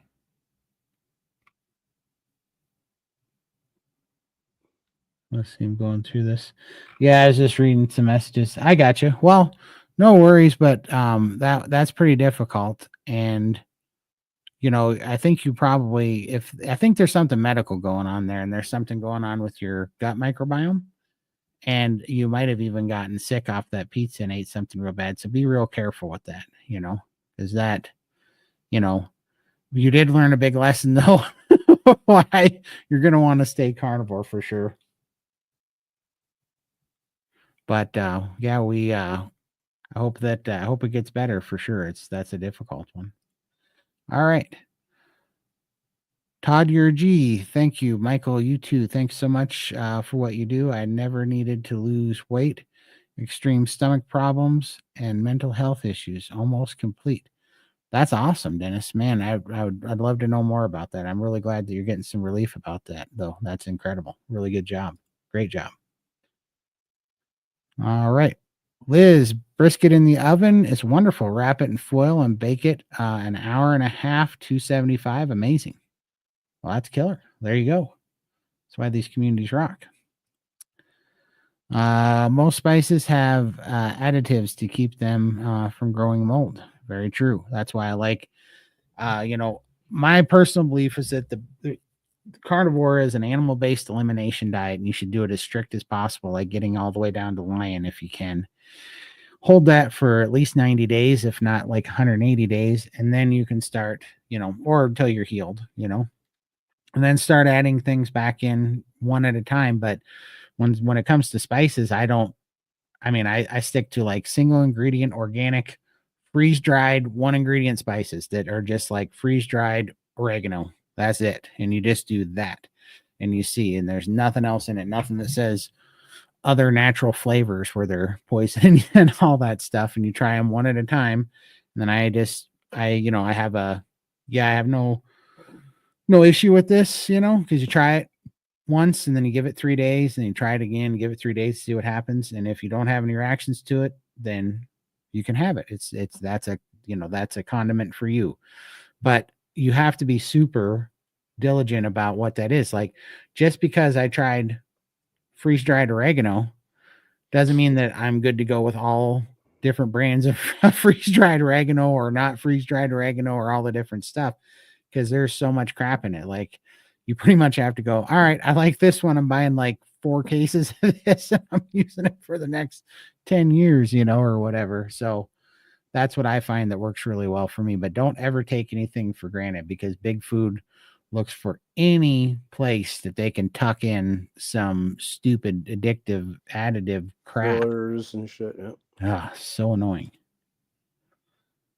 There was a typo in bone marrow butter just whipped bone marrow. You can do bone marrow. Like, I like bone marrow right out of the femur. Like, if you take and you flame roast bone marrow and then you just scoop it out with a spoon and put it right on top of your steak and have it with a piece of steak, that's fantastic. But I've never done it before. What Brett does is he whips it with butter, and I guess it's just like your tongue will beat your brains out trying to eat that up. I guess it's pretty amazing. Always tell the server at any restaurant that you are allergic to vegetable seed oils. They do take allergies seriously. That's a very good tip. Thank you, John. All right. If there are any processed ingredients in my food, I get itchy. Not sure what some places put in their spices. Yeah, for sure.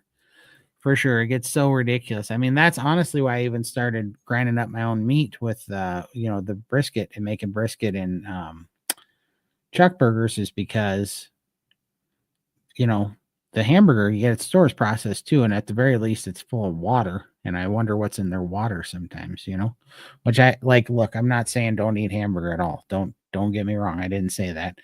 And you're way better off of eating hamburger than anything on this standard American diet. But sometimes it's fun to see what happens. You know, I love when I get a piece of meat and it's just a muscle. Right? Right. It's You just know these. exactly what you're dealing with, right? Yeah, I'm like, okay, they couldn't have screwed with this too bad. You Yeah. know? Yeah. Yeah. Well, we're gonna be talking about that later too on the rest. Coming in very late. Thank you for sharing. Baked eggs and hamburgers, 4 weeks. Carnivore, kind of bored with hamburger. Couldn't eat much of it this evening. My only meal. Yeah, palate fatigue, getting bored for sure. Fast for a day or two. Fast, that'll pull you out of that. But also, if you know, another thing that happens is that carnivore is very satiating, and if you do the same thing over and over and it's not a hyperpalatable thing and you're coming off of a hyperpalatable way of eating that you've been kind of stuck to for a long time, you can just sit there and you undereat a little bit more because it's not really tasty. It's not what you want. You find yourself undereating going downhill. Yeah. Then your metabolism starts to drop and then you just don't want anything. Energy, You're kind of in this it funk. drops, and yep. Yeah. So you might also need to eat your way out of that and go, you know, go do something, go make, go do something, like go make, like sometimes one of the things that I used to do is I'd make bacon mayo and I'd make boiled eggs and then I would chop up bacon and I would make a bacon mayo egg salad with bacon bits in it. And man, you could put a little Sounds bit good. of cheese in that. Yep. And I could eat that thing by the bucket. I could eat that thing, by the Tupperware container of that stuff. And you just got to do a few things to get some high fat in you. Put some salt, the salty bacon, the bacon mayo, I'd throw, either that or I'd make like some bacon mayo, pickled eggs with a little bit of vinegar in them, and you could eat a bunch of that too. That salty, hyper palatable. Throw a little cheese on there, kind of thing. Really opens up your appetite when you're in a funk. So definitely use dairy on those times. If you're in a funk to get your appetite back. If you can, not if you can't, not if you can't tolerate dairy though. But I'm just saying, if it's one of those things you keep out because you don't regulate it well, or whatever, maybe eat a little bit too much of it. But yeah, you don't want it if you're intolerant of it though. Okay. Hi Todd, I'd really appreciate some tips on sticking to a 48-hour fast. I start tomorrow. Need to get her done to see if it helps my IBS. All right. So here's the thing. The trick to sticking to a 48-hour fast is priming first. If you are trying to fast and you're malnourished, your body's going to fight you on it. You're going to white knuckle it, and there's really no good that's going to come of it. Your body's going to be pretty stressed out. It's not going to be as healing as you think that it's going to be, and you're going to stress out over it. And because you said, see if it helps your IBS. I can't imagine being under that much stress is going to help you too. Now, I'm not a doctor and I know IBS is really difficult to do, but man, I'm going to be a broken record here. Yeah, exactly. That's what she's saying. That little shit. I don't want to sound like a broken record here, but I'd love to see you in SBG because I would love to hear some tips from the people. I don't deal with IBS, but I'd love to deal with other tips that people have. So what they do to help you get nourished with IBS so that you can get free from that. But I know that fasting helps IBS, but I don't think that a 48-hour fast, I could be wrong, but I can't see that being a magic cure right away, especially not fasted or not primed. Doing that fast. So come see us in the SBG if you can. If not, come and visit us on our Friday night lives when Phil's there, and ask the community there on our Friday night lives when the whole team is there and Phil, and we can go over that too. So just a quick tip: as soon as you see our next Friday night live, go up on the up and coming videos, go post your question in so that it's one of the first questions, so that we can answer it right away too. So we'd love to help you. All right. Don't forget, most pizza places use seed oils in their pizzas. Yeah. All right. Good to see you, Thomas. Everybody go check out Target Prime Rib. He's got an awesome YouTube channel up and coming. So, by the way, Todd gets nothing from any of us joining SBG, so don't think he's trying to sell it to you. SBG It's truly one of the best communities you can join this for lifestyle. Yeah, exactly. Thanks so much, Brett. Yes. Yeah, it's truly just, even if I wasn't doing any of this YouTube stuff, I'd be at SBG because it helps so much. I see so much healing go on there. And also for you guys, you know, some of these things are really difficult, and they're really, you know, they take some special, you know, attention. They just do. Like I've been blessed enough that SBG, the community, priming, and just staying the course has been enough. But I've always said, I used to think that it was a rough thing that I was so big. You know, I used to think, oh man, my health is so bad. But now I've actually come to appreciate the fact that I think being fat actually saves you from a lot of damage that can be done. Because I see other people that don't have that protective fat that seems to really protect them from some things, and then they end up with serious autoimmune issues, serious gut issues. Like they take it hard in other ways, you know, and they have harder things to fight. You know, I've been blessed to only have to lose the weight. So with that in mind, I know that it takes some special attention, and so definitely feel free to email me or SBG, but you can email me because I don't remember the SBG email, but you can email me at thecarnivorecure@gmail.com, and they have one-on-one coaching too. And so we can hook you up with a coach.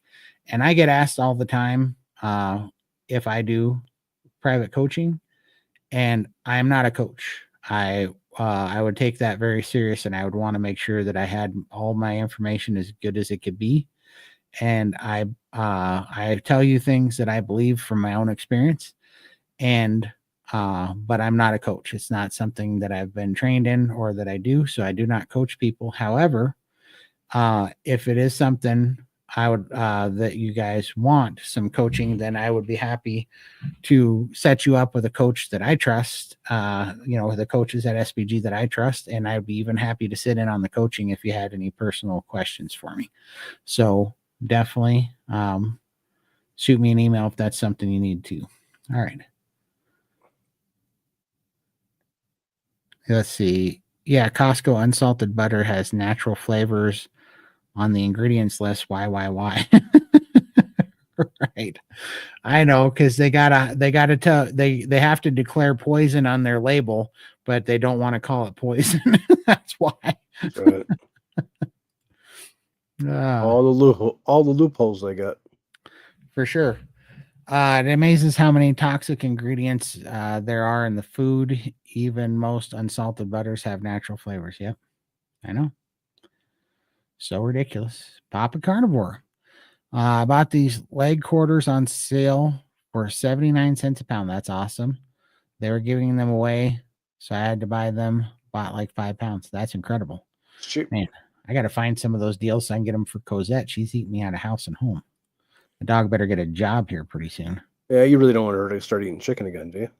Oh, those were chicken? I thought, Yeah. I didn't know that's what they were, but that's awesome. No, I wouldn't feed her chicken. Papa, don't eat that chicken.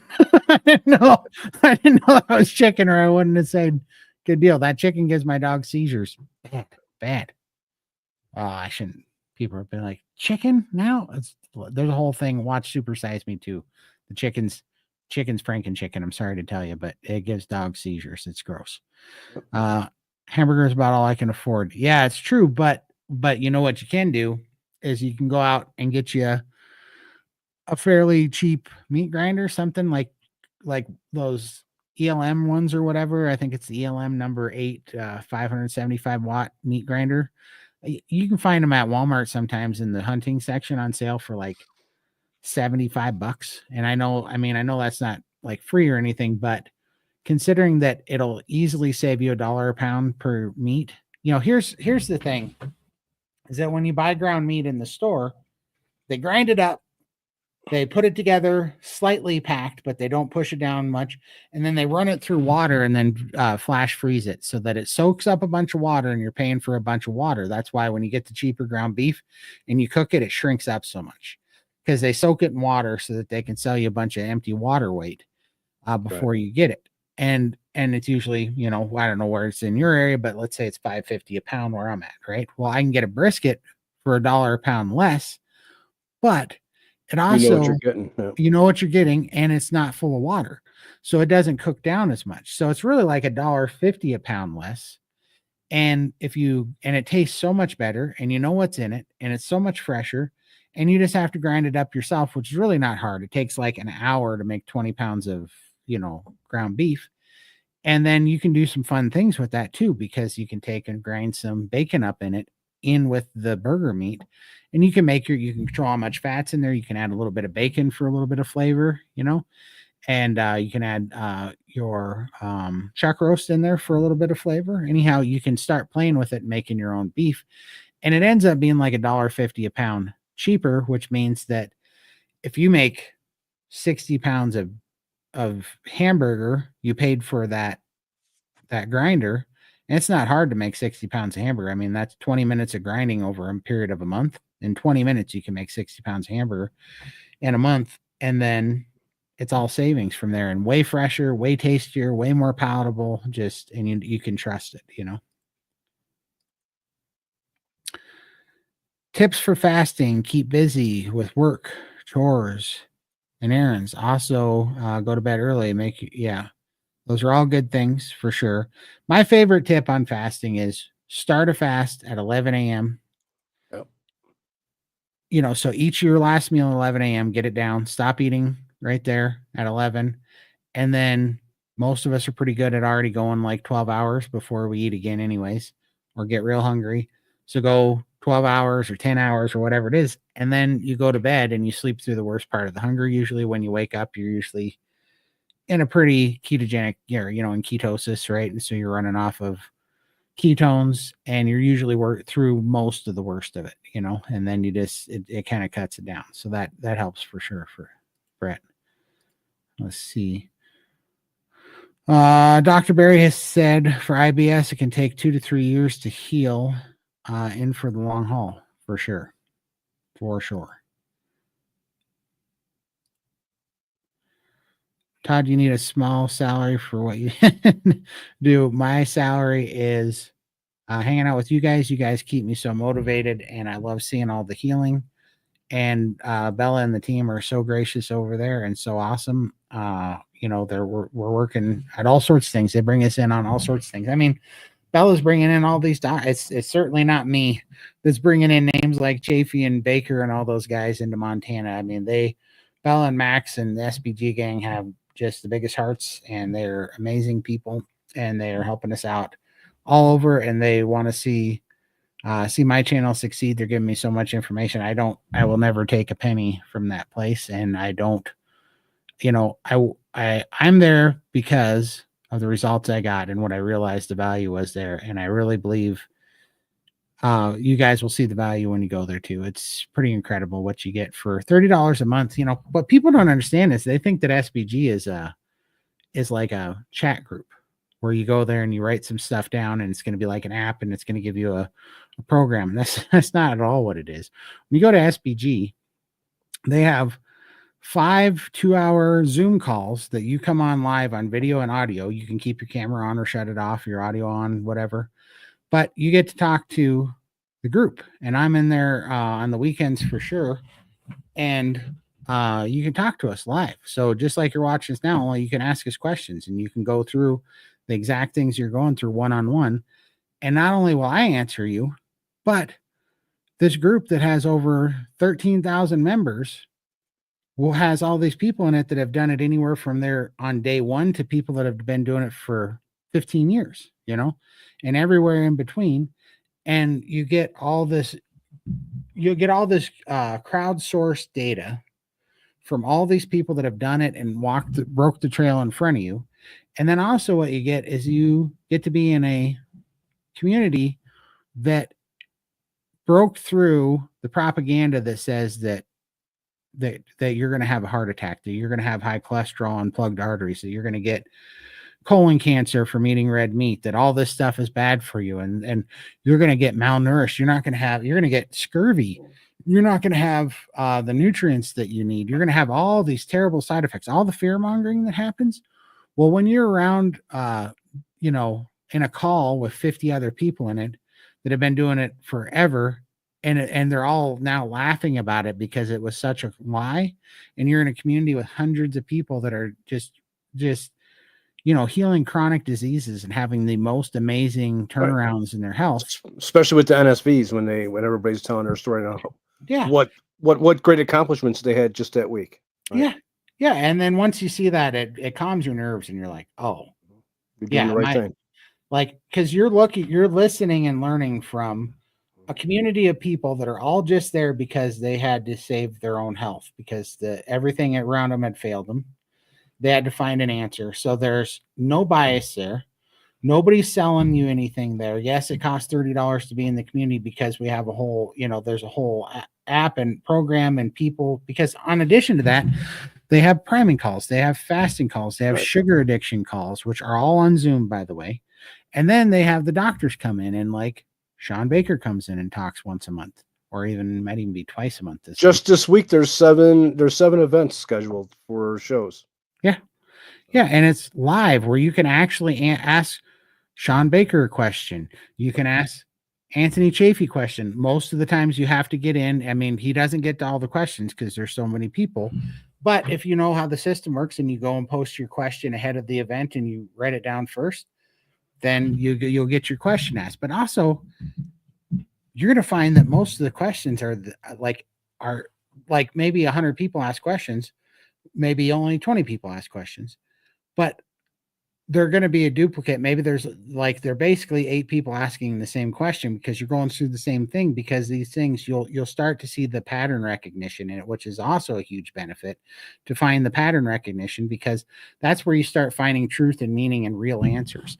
And that's where the bullshit melts away, because there's no pattern recognition in bullshit other than then the only pattern of bullshit is that bullshit is generally propaganda and you know the sources that it's coming from. But other than that, there's no organic pattern recognition in bullshit. So, but there is in truth and meaning when it rises to the top, and you'll start seeing that. And so it's just awesome to see. You get access. I mean, Dr. Baker comes in, Anthony Chafee comes in, Sean Baker comes in, Hampton. you know, Dr. Hampton, Rebecca Heichman, and just, I mean, all these people. I think Nick Norwicks or whatever, I believe, is coming in this week or this month. And so anyhow, all sorts of fun stuff. Plus Bella's in there, Coach Raymond's in there, I'm in there, Lindy's in there, Coach Rochelle's in there, Alyssa, you see in the chats all the times in there. So many people. There's a bunch of up and coming coaches that can help you. It's just, and then if you can't make the live show, there's the replays. There were playbacks, and there also is chat forums and chat boards and recipe boards and all this stuff. Like, it's flat ridiculous. And then people go, well, I can't believe it's $30 a month. It's less than the soda a day that you're drinking that's killing you. If you come in and just get free from soda, you'll pay for it. Right.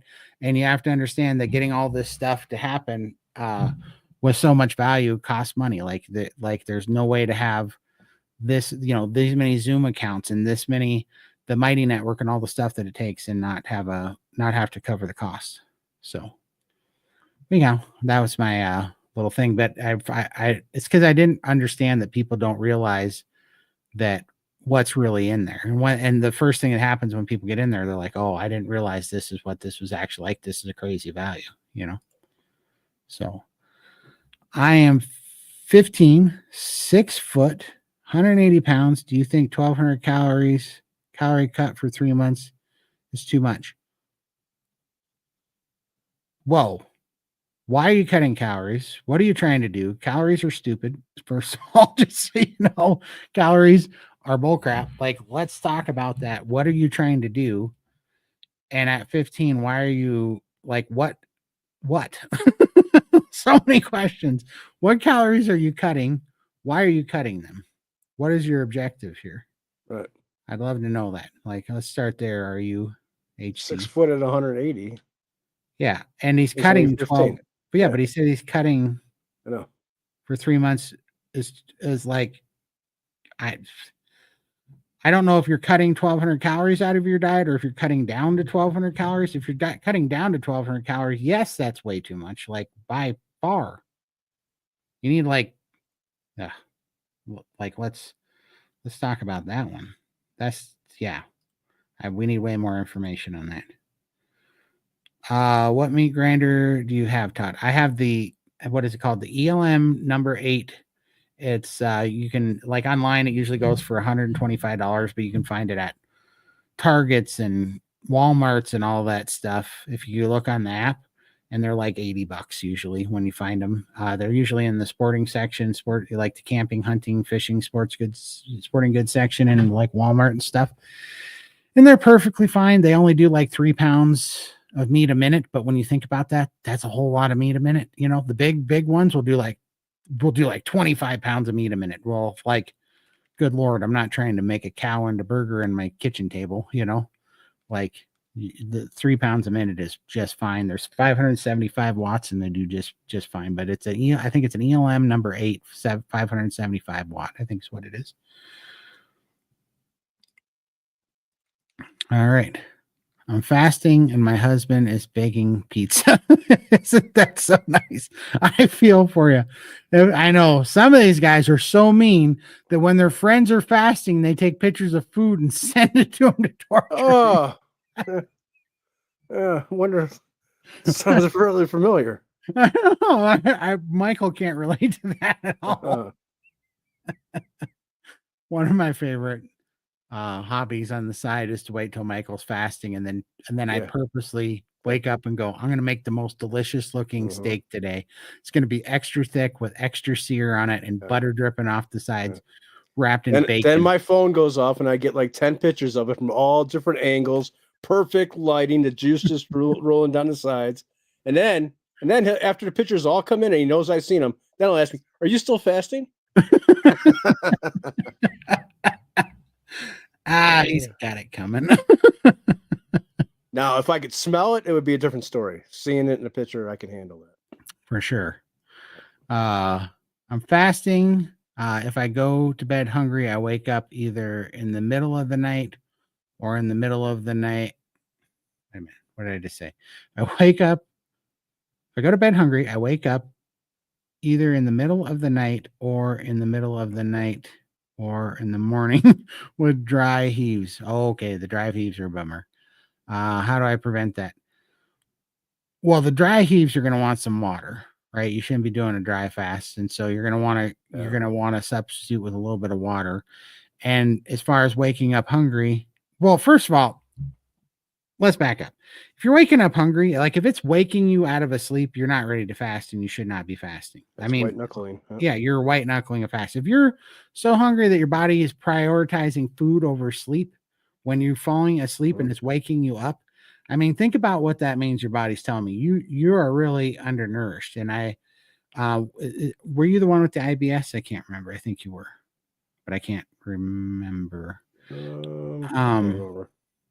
But like this is why please join SBG for 1 month and come talk to us so that we can show you what nourish fasting is about and why. Like, this is a way bigger conversation we can have here, but I'm telling you, if you're waking up dry heaving and your hunger is waking you up in the night, you're not ready to fast and you shouldn't be fasting. This isn't going to help you. If your body's response to fasting is to dry heave and wake you up out of a dead sleep and keep you from having REM sleep, then there's no benefit coming from that fast whatsoever. Like this can't be good. I don't see how that could possibly be good. Like you gotta come let us talk to you. Email me. Let us talk to you about fasting, because that you're like, you shouldn't be fasting like that.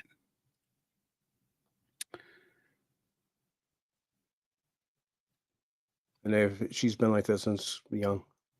Well, I don't even want to know why you're trying to fast when you're young. That sounds like a whole nother issue too. I don't know. Please email me and let's try to get this set up in SBG so that you can get this worked out, because what you're doing raises a lot of red flags for me. All right.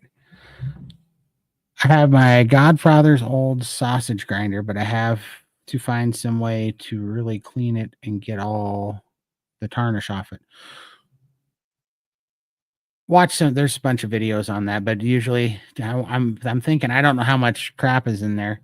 I'm guessing you're talking about an old hand grinder, and that would work. Probably. But yeah, watch it. I mean, yeah, I don't know.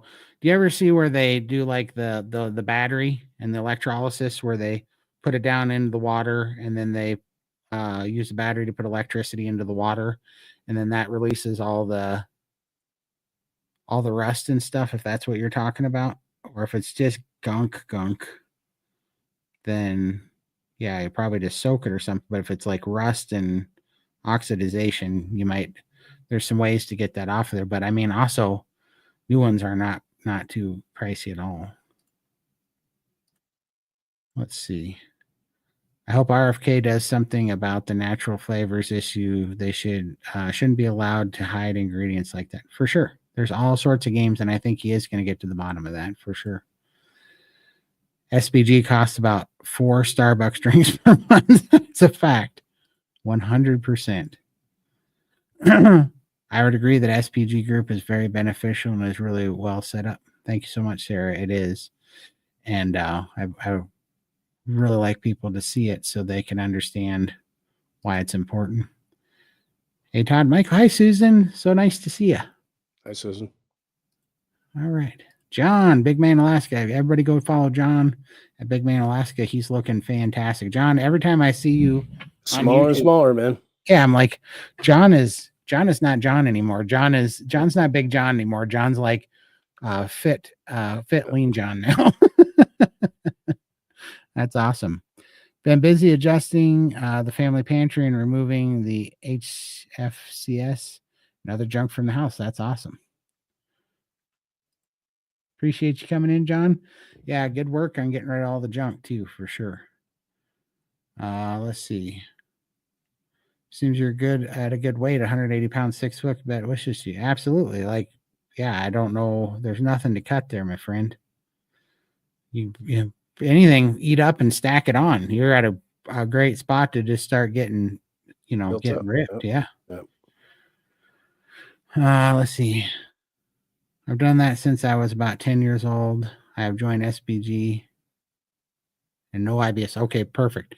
Come chat with us in the open chat. So go check the events, look for the open chat, and come talk to us in the open chat, please. We'd love to talk to you about this.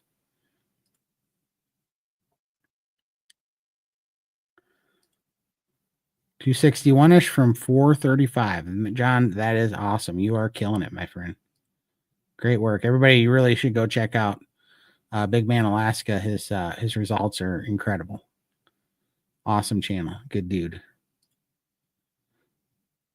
Been stuck watching a lecture, so missed most of this live. No worries. It's going to be on playback, so you can come check it out there. And then we appreciate you hanging out with us and visiting with us. But what lecture are you watching? It must have been a good one. I'm sure you got a lot out of it. It's the second time through priming. That's awesome. That's awesome. There's nothing wrong with that. I mean, I primed for 6.5 months. So, I mean, I went through several times myself. Let's see. Question: if only have an older Android, no laptop or tablet, do you think I can do Zoom calls? You should be able to run the Zoom app on an Android phone. No problem. Yeah, I would think so, for sure. I don't know. Yeah, I would think so, for sure. Definitely give it a try.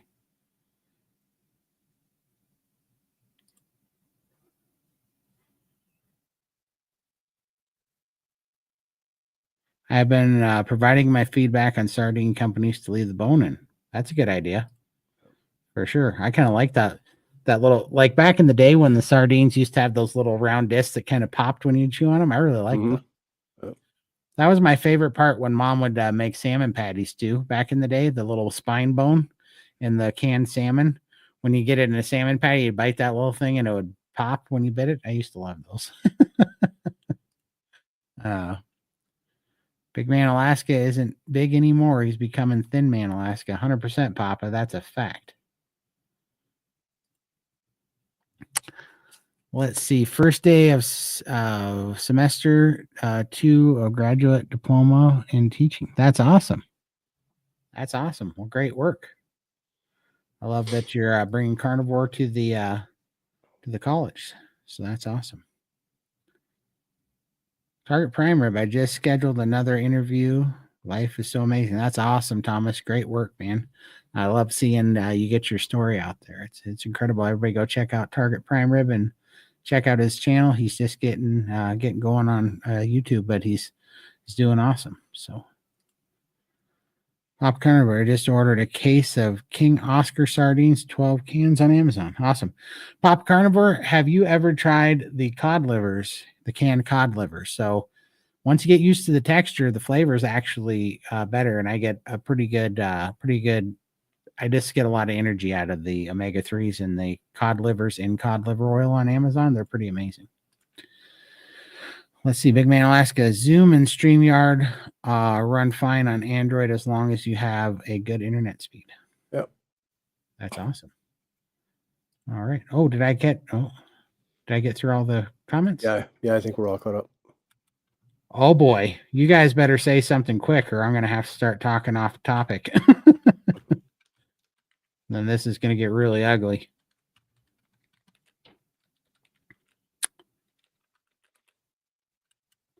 Let's see. Pop says, let's see. No, Todd, haven't tried cod livers. Why is the best brand to buy? Oh, let me look at it. It's the ones in the yellow and blue can. I always forget the name of them. Hold on. They're the ones I like anyways. They're a little, like the texture thing is what throws you off. You're like,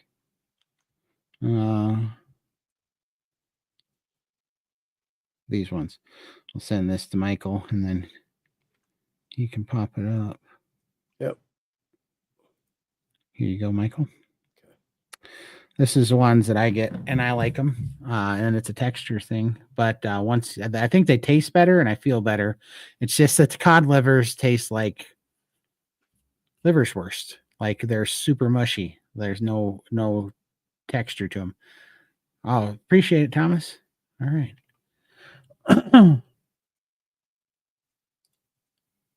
Always have a stack of cod liver cans in my pantry. Absolutely. I got a bunch out there too. Let's see. Yeah, when they take the bone out, the calcium goes down significantly. I want the calcium, absolutely. Yep, those are the ones for sure. So those, I forget, does it say what brand those are? 3-line isolanic natural cod liver. There you go. Yeah, those are the ones I like.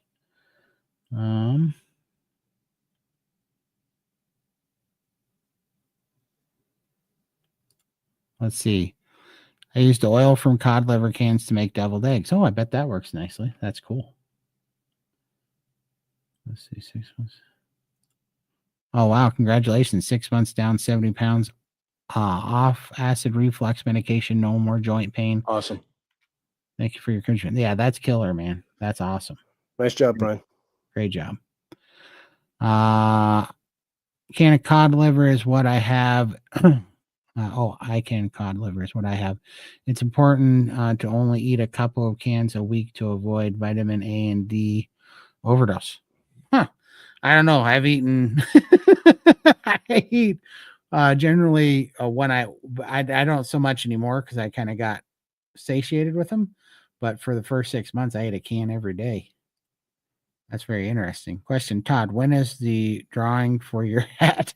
I'm going to have to get one. I could almost give away the black one, though, because the black one doesn't fit anymore because my head got all unfatted. So now that's why I haven't put it back on. You know, I wore this all summer and then I kept putting the other one back on and it rattles around. It makes me look like I'm wearing a bucket on my head now. So, you got a screw loose, huh?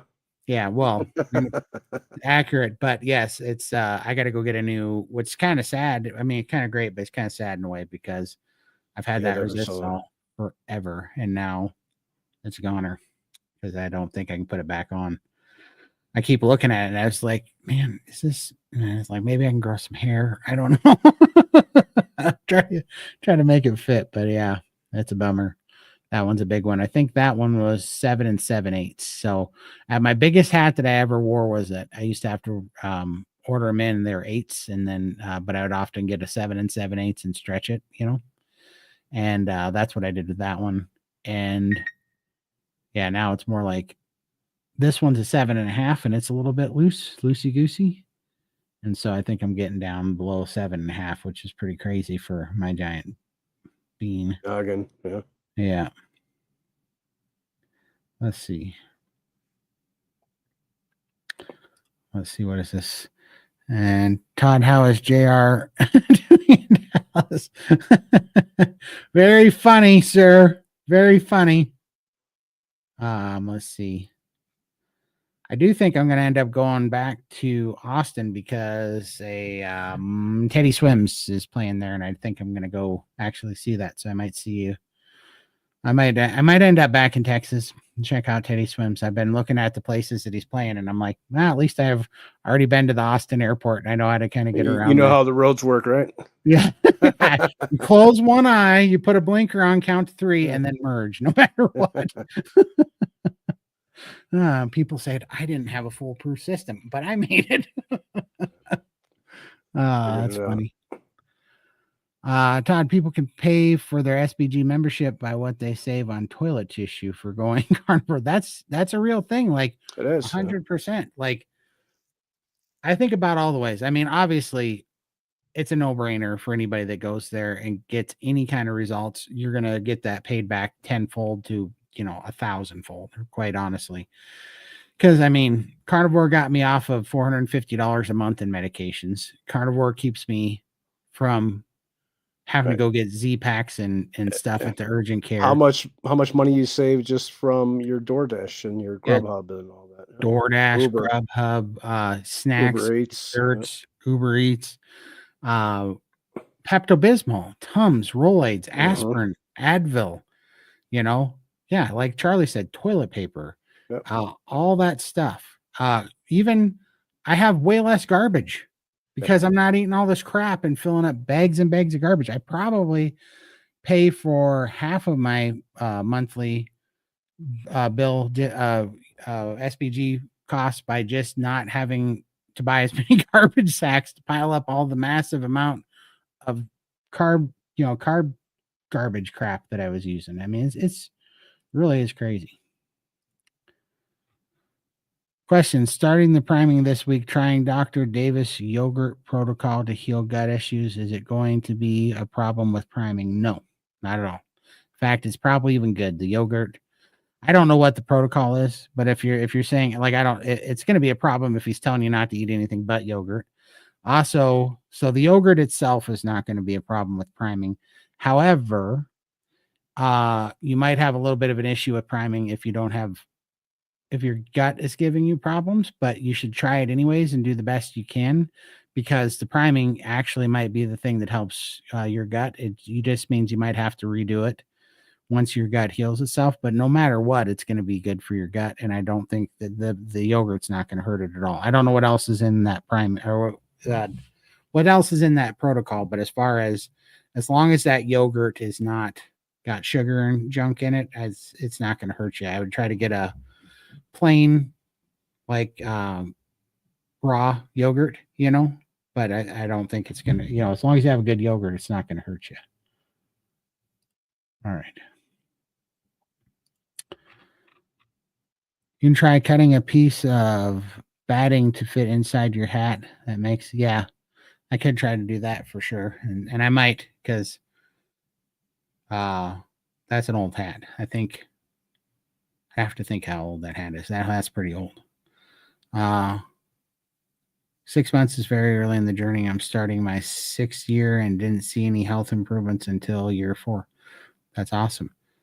Man, Catherine, I would love to talk to you about that too, because I would like to know your progression. So email me if you don't mind sometime. I'd love to hear your 6-year story, because that's very true. But what we're finding is, and this is why we're making this a point is a lot of carnivores at first, and a lot of the old carnivore information coming into this was restrictive carnivore, even, and what we're finding is nourished carnivore is making is like expediting the healing process, basically putting healing over size at first, seems to be having some awesome results.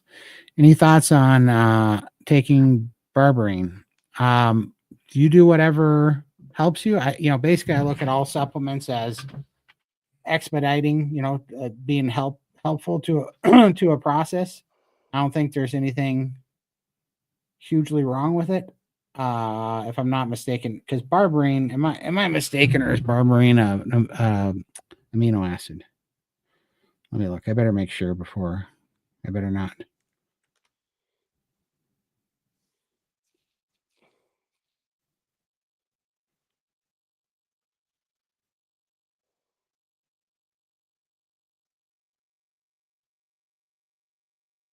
No, it's not. Okay.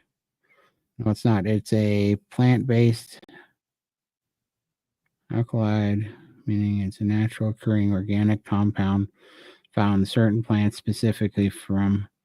Okay, I mean, probably not anything terrible, but I would actually, if it's a plant-based something or other, I would wonder why you're taking it, and I would, and if you can, I'd want to see what you felt like for 90 days without it. I was thinking that was an amino acid, but no, I would, I don't know. I'm not the expert to ask on that. For me personally, I wanted to take all the plant-based anything out and just go pure animal products, including the spices and stuff, for 90 days to maybe even 180 days, and then put them back in one at a time. That's the best information I can give you on that. So I'm glad I checked because I thought that was amino acid, but I was like, I don't think that is actually. Let's see. I'd hang them up behind you. Be cool to see how many sizes you go down. Oh, that's true. Maybe I will do that. I hope it's, yeah. I don't know how much smaller your head can get, but I don't know. I don't know how much can come off there, but yeah, that's a good idea. I definitely will. I definitely have a few of them now. One of them, I lost enough weight early on that I glued antlers to it and spray painted it red for my Christmas hat. And sprinkle glitter on it. I did. Don't ever do that. You just don't ever fall into the glitter trap. That stuff is a weapon of mass destruction. Let's see. I went to town with my neighbor. My car is at the car doctor. We met up with another friend, and I had a chance to talk to them both about the healing effects of carnivore. That's awesome. That's awesome. I hope they took it well.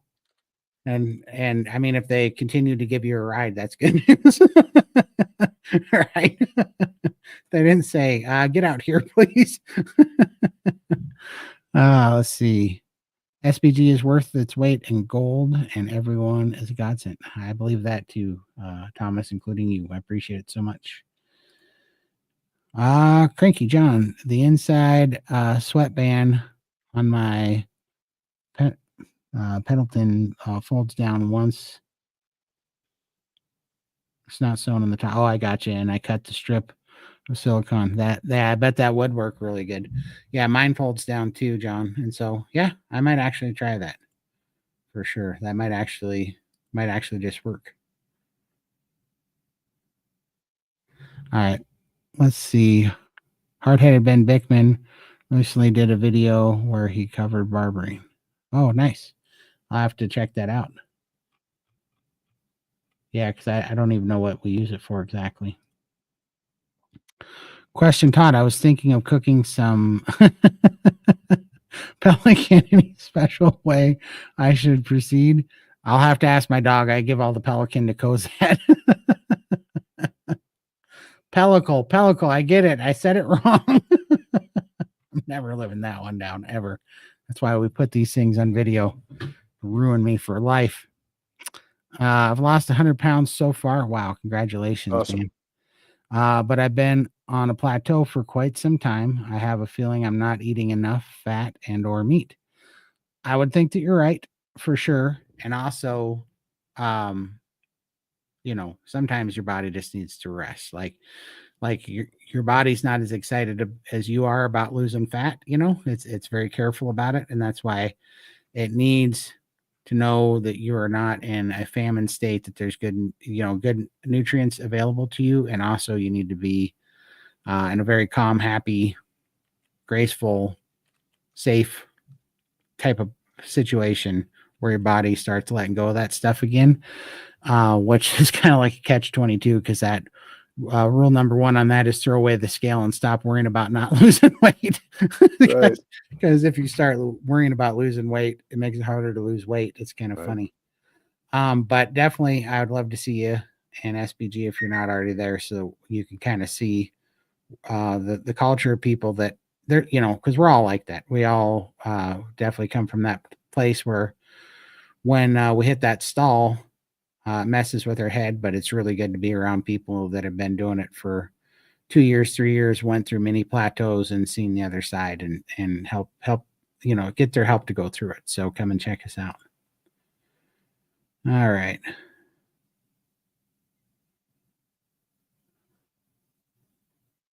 Let's see. There we go. Strip of foam insulation and line your black hat with it. I should. I'm gonna need it. Some fake Todd weight back on. Todd, can I get your email address again? I'd like to explain my comments. Oh, you already said that. I dropped it in there. Yeah. All right, Michael's on top of it. Let's see. My head shrunk so much so quickly. Apparently, that's why I can hear and see better. No more inflammation. 100%, man. That is way better. 100%, John. You're right, Todd. The aromatic amino acid, thyrosin, and that's a big word, are precursors to the biosynthesis of the berberine. Okay. Berberine is an alkaloid that comes from taurosin. Okay. All right. So it does come from, okay. I thought so, because I thought I'd seen that on different amino acid bottles, but okay. I appreciate it. Thank you so much, Anna. I'm not as crazy as I thought I was, but still check all my work, please. Berberine has been shown to alleviate type 2 diabetic symptoms by reducing aromatic amino acids. Oh, that's awesome. That's great. Well, then if it's an amino acid, yeah, I say go for it. I've been in SB. Oh, okay. I've been in SBG, but lost my job a month or so back and had to cut out the payments, but I may get back into it if I can fit into it in the budget. Okay. Well, I appreciate that, but well, yeah. And in the meantime, keep coming to these. And also email me and we'll see if there's anything we can do. But I appreciate that so much. Okay. Question part 1. I haven't been sleeping with my CPAP for months, but my wife says I still snore occasionally. I'd like to get another sleep study, but I wake up with no sluggishness and plenty of energy. Snoring is a rough sign. And just doesn't your CPAP tell you how many sleep interruptions you have, how many times you wake up in the night? Do you use a CPAP? And if not, how did you know that you didn't need it anymore? How I knew that I needed it anymore was because mine had a incident of, like whatever they call that. It tells you how many times you wake up in the night because it records it, because it's got that static pressure deal. And it was going from like, I don't know, it was like 60 times a minute or something. And then it was down to like 30 times, and then got down to like 16 times. And then it was down to like 1 or 2. And then it was down to just like 1.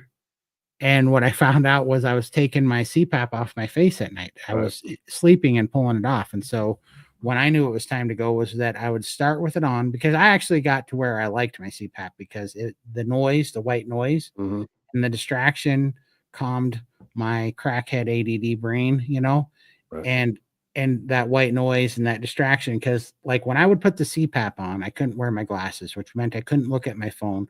And then the white noise and the little bit of an irritant was actually the perfect amount of distraction that put me to sleep. And so that was my routine. And so I liked it and I kept putting it on. But then I would wake up at night and I had ripped it off my head in the night. So I was like, well, clearly something's off now. At the very least, this isn't calibrated right. And so that's when I stopped wearing it. That's when I stopped wearing mine too. When I wake up and I would rip it off. So yep, I don't need it for sure. All right, let's see here. I'm still losing 0.04 pounds a day, even after 89 days. Let's go down 39 pounds. Awesome. 1 to 1 fat to protein ratio in grams works best for me. 1 gram of protein per pound of desired body weight. Just getting stronger. That's awesome, Brad. You're killing it, man. That's awesome. Keep going. And I mean, those kind of results, and I mean, that'll pump you up every time. You know, just keep going. My sleep machine is old and doesn't work well. I got you. Well, yeah, I'd probably just go on for another sleep study then if you can, or just keep using it until, I mean, I don't know if your sleep machine's old too. I don't know how you got it or if it's covered by insurance, but also if you paid for a sleep machine, CPAP, and you have it and you call your insurance company, they'll usually replace it for free if you tell them it's malfunctioning, and then they have to recalibrate it. So I would still use that because I mean, I think they'll do that because they kind of got to keep it going, you know. Then he says here the follow up to it. I love sleeping with my CPAP for the last 15 years. Kind of miss it, right? I know what you mean. You get into that rhythm with it, and you know, I really think it's just about a ritual. I think we get into rituals that put us to sleep. And some rituals are terrible, like looking at your phone and reading troll comments that make your blood pressure go up, and then you want to start cussing at people. And then that doesn't put you to sleep, and getting the blue light doesn't put you to sleep. But that's why I did like the CPAP, because it made you take off your glasses, which means you can't see your phone.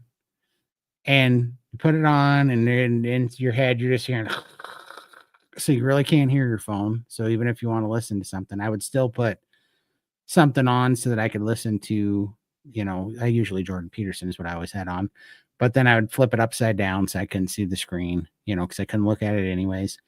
And then that was just like, that became my routine that would put me to sleep. And when I stopped doing that, it was harder to get to sleep for sure, because then I didn't have to take my glasses off. And then I was looking at my phone, because I am a addictive little crackhead when it comes to screens and stuff. And I would end up an hour after being in bed, I was more awake than I was before I went to bed, because I got too much stimulus from the phone and stuff. But so yeah, I feel you there. But I've been working on a new ritual, and so I got a Faraday bag that I put. I got a Faraday backpack that I started putting all my Wi-Fi devices in at night, and I think it actually does work. I think getting rid of that, especially, did you guys see that? Or you can just turn your Wi-Fi off on your phone. That's what I do. Yeah, they say that it still leaks though. Wi-Fi, and turn the Wi-Fi and dead off, or put it in airport mode. Yeah, they say that works too, but they say that even the cell signal and everything, the Wi-Fi, the cell signal, all that stuff still leaks, and it puts out bull crap. That's where you're at, you're okay. It's different, but around here in a major city, you're going to get Wi-Fi no matter where you go. So. Oh yeah, because you guys are bombarded. Yeah, access to elbows with people. Yeah, you'd need a Faraday backpack. You have to wrap yourself sleeping bag that you can get into. Exactly, or a sleeping bag. But did you hear that? It was, who said that? It's RFK when he was on Joe Rogan.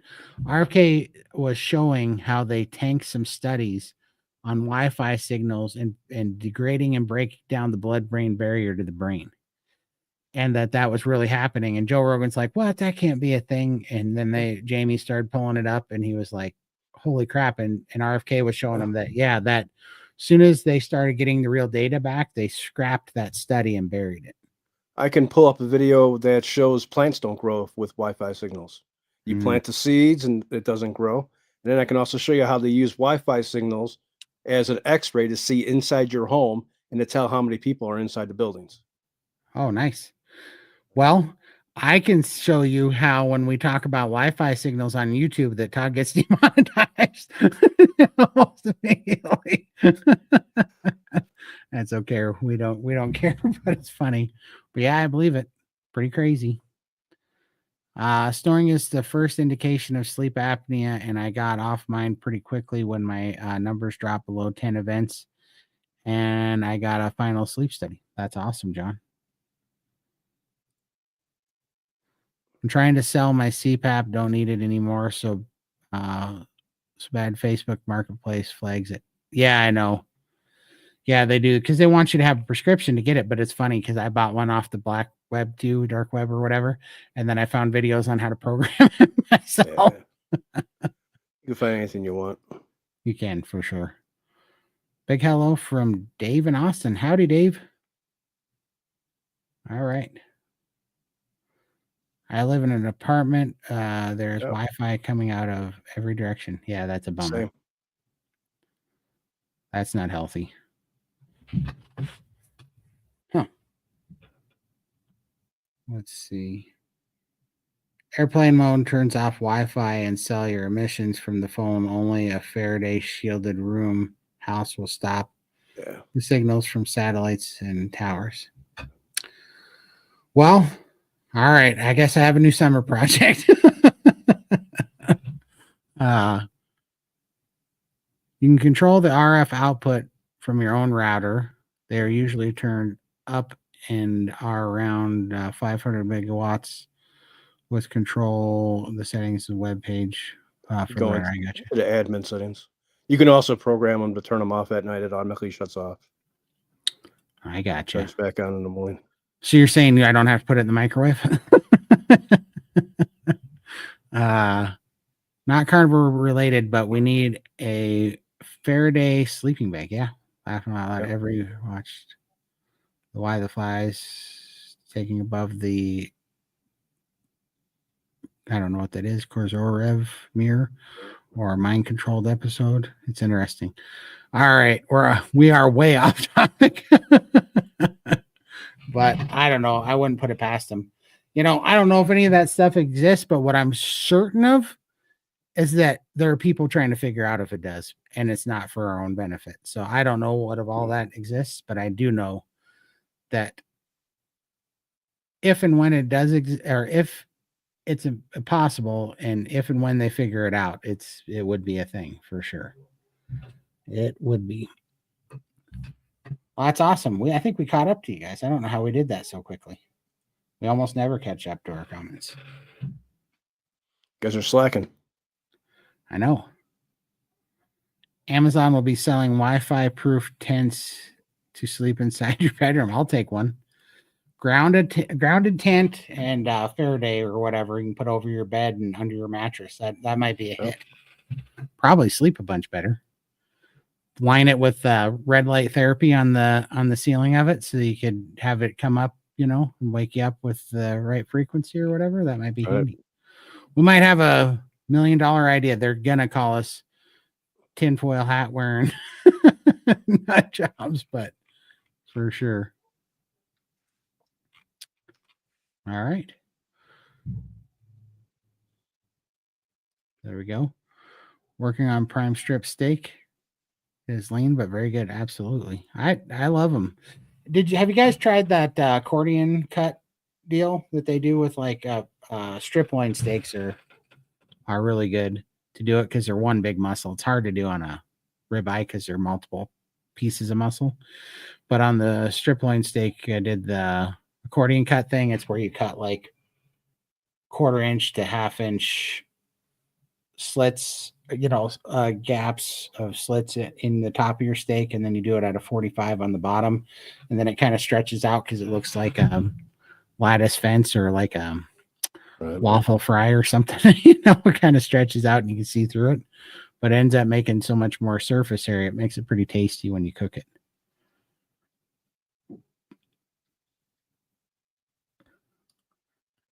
Carnivore brains working together. We're coming up with whole new systems. Michael's going to reintroduce or rebuild the wheel here pretty soon.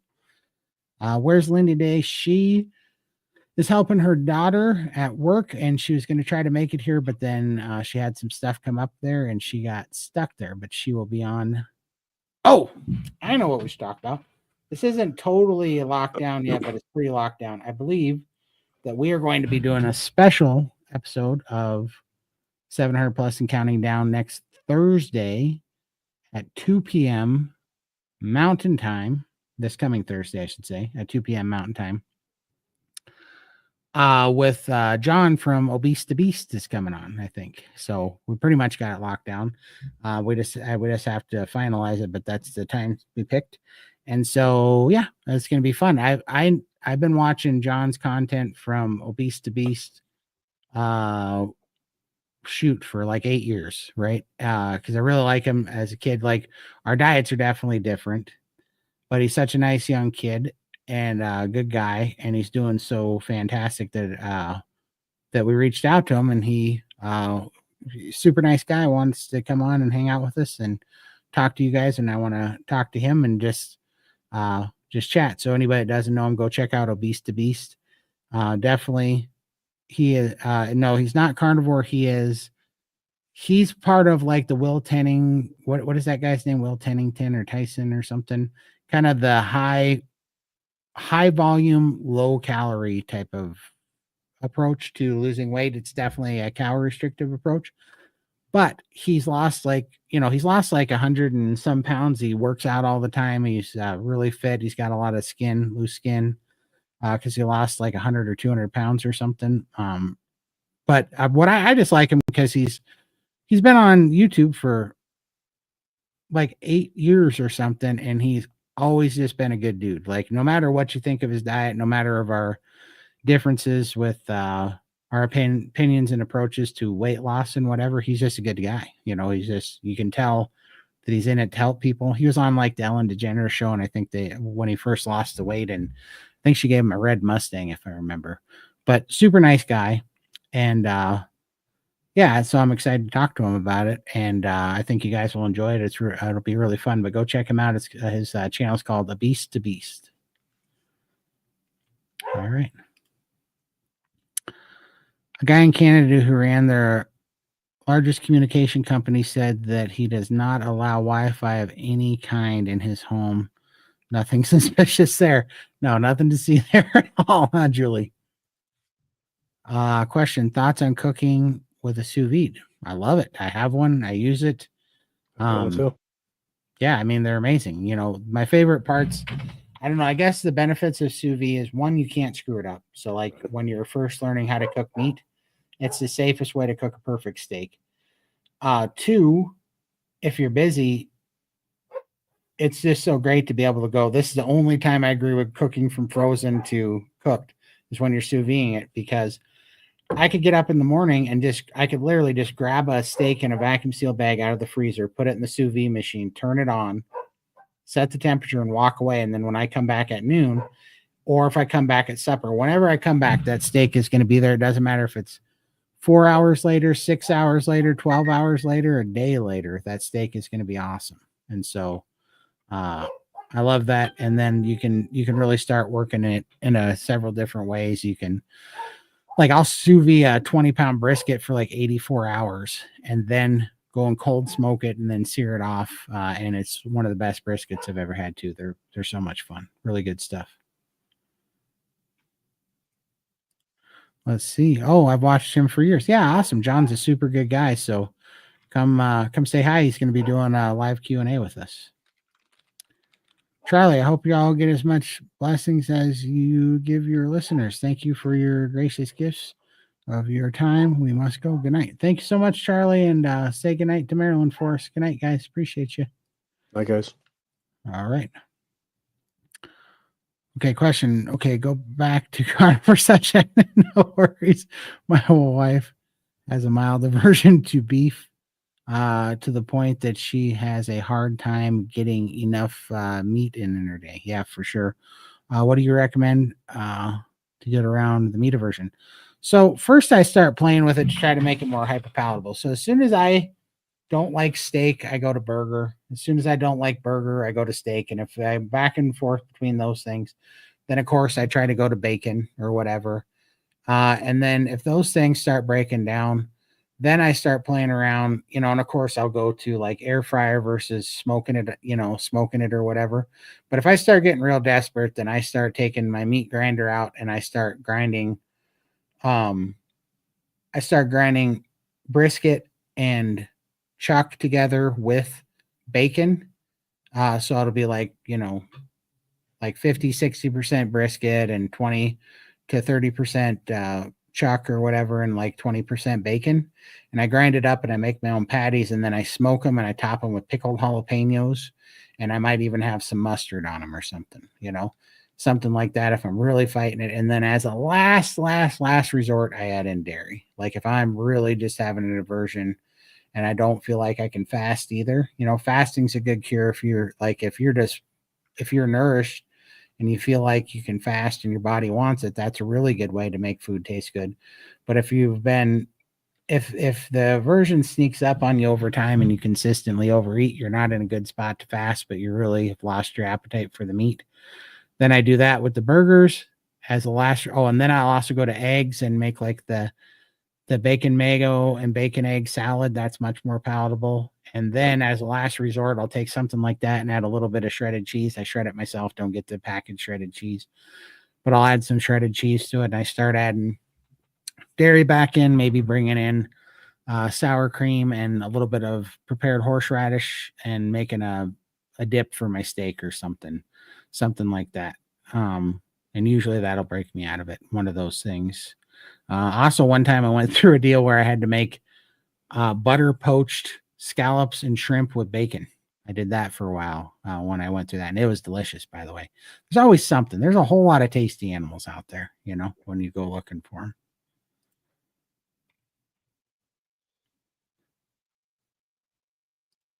Yep. Instapot is godsend too, for sure.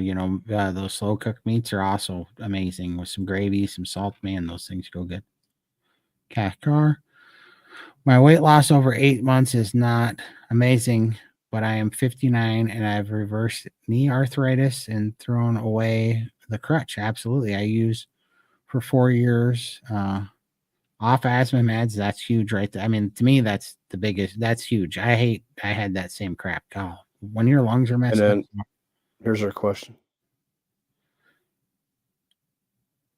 Oh, yeah, for sure. That is, Kath, this is literally why they coined the phrase NSV. It stands for non-scale victories, because the scale victories come, but your body's, we need to break this mindset where size equals health, because it doesn't, right? The weight does, especially weight, doesn't equal health.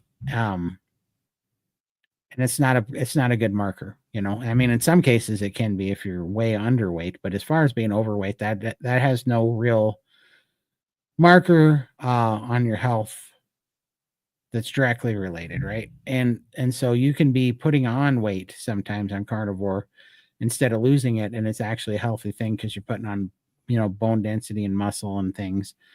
But yeah, that's why we have NSV, non-scale victory meetings, because the fact of the matter is the weight, water and inflammation comes off pretty quick, but then after that comes off the fat, your body is not super concerned right away about burning off all that fat. It's more concerned and prioritizes healing, which is why the quicker route, even though it's the long game, the quicker route to getting the closest results to what you want as far as getting rid of fat, which is what you're really saying when you're wanting the scale to go down, the quicker route is nourishing your body so that it can heal as fast, so that once it's healed, then it starts working its way, because it feels pretty safe and healthy. Then it feels pretty good at letting go some of that fat and prioritizing leaning down. But that takes a lot of things to happen first. And it's not like it won't happen at all. It will, and you'll lose some weight. But a healthy, nourished body with a healthy metabolic system and metabolism that's well fat adapt and has healthy mitochondria is going to burn that weight off a lot quicker for you and get you the results you want. But you have to do the healing first. So 100%. And that sounds like exactly what's happening. So all I would say is if you want a little bit more results, probably look into priming to try to heal up more quicker by eating more nutrients. And you'll probably get to where you want to go a little faster. All right. Whoop. We already did that one, yeah. All right. Is garlic salt okay in steak? It depends on you. That's why I would say you have really rough gut issues. So what I would say is no at first. I would stop eating garlic salt at first, give it 90 days, see if some things can help. But I also know you have IBS, which can take 3 years from what people were saying in the chat. So I don't know, but I would at least not eat garlic salt for 90 days. And then do you really want that salt too? Not that salt. Yeah. No. I would try getting rid of it for 90 days and then add in a freeze-dried garlic powder with a good salt. Yeah. I think Redmond's got a garlic salt, don't they? I think they might. I don't know. I've never actually. Garlic makes my knees swell up. That's why I don't think garlic's good for you. But that could just be me. But what I would do is add it one at a time and try just freeze-dried garlic, because if the garlic doesn't work for you, then no. You're going to know right away.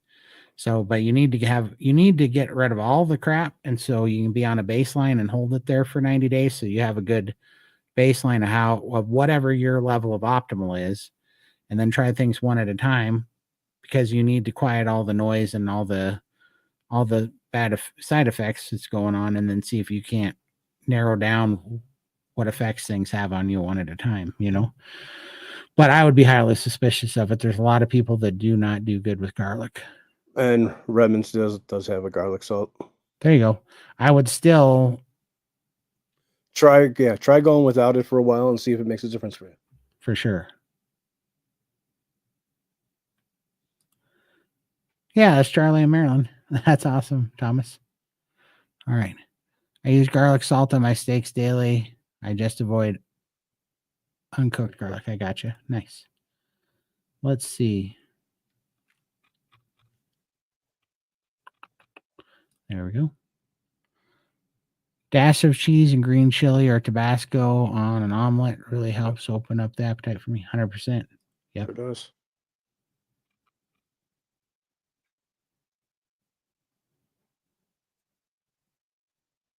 All right. Reading through these.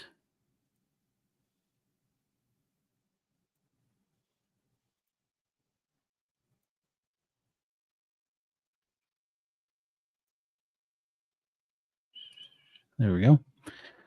Starting priming with Coach Raymond tomorrow. How long do you have to prime? The $1 million question. Every time this comes in, I want $1. $1 every time this comes in. Yeah, it's so difficult. What is priming? Yeah, what is priming? Yeah, you're an N equals 1. Nobody can answer that question for you. I mean, here's what I can tell you. You're going to prime until you're nourished, and until you get the results that you're looking for, and until your body is nourished and satiated. And then you can stop priming. But how long that takes for each individual person, we've seen it be a few weeks for people, all the way up to, a year and a half. It's all over the board, depending on how much healing you need. So it's no, and I love the question. I'm not giving you a hard time. It's just, it really is the $1 million question that we wish it would be so great if it was simple enough that we could say, 11 days, 14 hours and 12 seconds. It'd be great to be able to say something like that. But unfortunately, it really depends on so many things that this is why we can't stress enough that, the SBG is so important, because you need the whole community and the whole, everybody's experience and own personal experience and process they're going through this to understand what it is that you're trying to do, what everybody else had as they're going through it, and what you can look forward to, and why, and to remember why you're there in the first place doing it. I mean, there's so much, you know. I like this. The answer is a prime number. Exactly. The answer is definitely a prime number. That's a good one. Question, Todd, doesn't it take like 900 years? I hope not. I don't think so. For me, it took 6.5 months. And then, you know, even after you're done priming and then you go do some fasting, then you use repriming to Go back and forth. to maintain, you know. And it's good to keep the body guessing too. And you know, switch it up. It is, for sure. So yeah. Let's hit this again. Yes, Lindy. Yeah, so this is Lindy's GoFundMe for anybody that didn't hear us talking about it before. We appreciate you guys, but to give the synopsis, we are so close to her goal. We are at $31,147 out of 35,000. That's Australian, which I think is about 2/3 American, that exchange rate. So I think it's somewhere around $22,000 American or something, US dollars. And that's to cover her skin reduction surgery and all the costs that came with it. And she was able to already get the skin surgery because it was enough on the way to get the deposit. But me and Michael are pushing it. This makes her very uncomfortable that we're doing it, but we push it. She's not here today. She's not here, so and we're grown and we'll do what we want. So we are, still throwing this out there, and we appreciate everybody's help. If you can just pass it around, put it on your social medias, just get the word out. I want to make sure that, you know, as she's healing up here and everything's going, that she doesn't have any of that bill to worry about. And that's my goal here, is to see this through. Michael's goal is to see it through. So we'd love you guys' help. Close, guys. You're so close. Appreciate it so much. All right. Exactly. The answer to almost any question is 42. Wasn't that the computer question that they asked, and the computer, after thinking for like a year or something, came back with 42? Yep, I think so. All right.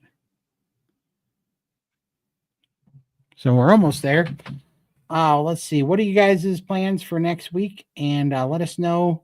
Let us know in the chat. I really want to know this. And feel free to email it to me at thecarnivorecure@gmail.com as well. We're going to start having on more people. And I want to have, of course, the carnivore people on, but I also want to have on other people that you think would be interesting to you, you know, like, like any red light therapy people, any grounding people, any maybe experts in EWAT therapy, or hyperbaric oxygen therapy, or cold plunge, or breathing stuff, anything that you find helpful. I just want to pick the brains on kind of these, these, getting us back to these things, and having conversations with credible people that have had real results and been doing this a while. And also any people that might be in the weight loss community, or, health community that we think would be a fun conversation. Put them in there and let us know who that might be. I'd love to hear it. And then let us know if you guys think it'll be fun to come check out Obese the Beast on Thursday, or on sorry, did I say Thursday or Wednesday? It's Wednesday. You said Thursday. Yeah. Well, okay, Wednesday it is. Yeah, I meant Wednesday. Sorry, it's Wednesday. Well, it'll be on the up Thursday Australian. Yeah, Thursday Australian, Wednesday. So for sure. All right. Well, we're going to get to the bottom of these questions here, and we'll wrap up. Hey, Todd and Michael, great to see you guys. All good with Lindy? Yep, everything's good with Lindy. She's just helping her daughter today, and she got tied up and wasn't able to get back in time to make the live. So she said, let the show go on without her. So we are here. Hitchhiker's Guide to the Galaxy. I loved that movie. That was an awesome one. Appreciate it so much. Okay, one idea is Ketogenic Woman did a video recently with Dr. Davis. You like Marful, you make the yogurt. Okay, there you go. That's awesome.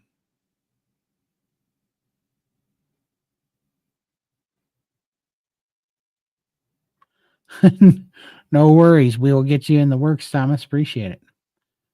Let's see. Julie Ash. There we go. Yep. Grounding, earthing, cold shower. Yeah, I'd love to know who your guys' favorite authorities on those topics are, though, too. I mean, obviously, the Wim Hof fella. There's others for sure. But yeah, I'd love to hear it. But we appreciate y'all. And we appreciate you guys hanging out with us this Sunday. Yep. And we'll let Lindy know you said hi when we see her. And we will see you guys on Wednesday at 2 Mountain Time for a special episode. We will also see you on Friday for the SBG live stream, and then we'll be back Sunday as well. So we'll catch you guys all next time. Yep. All right, guys. Have a good week.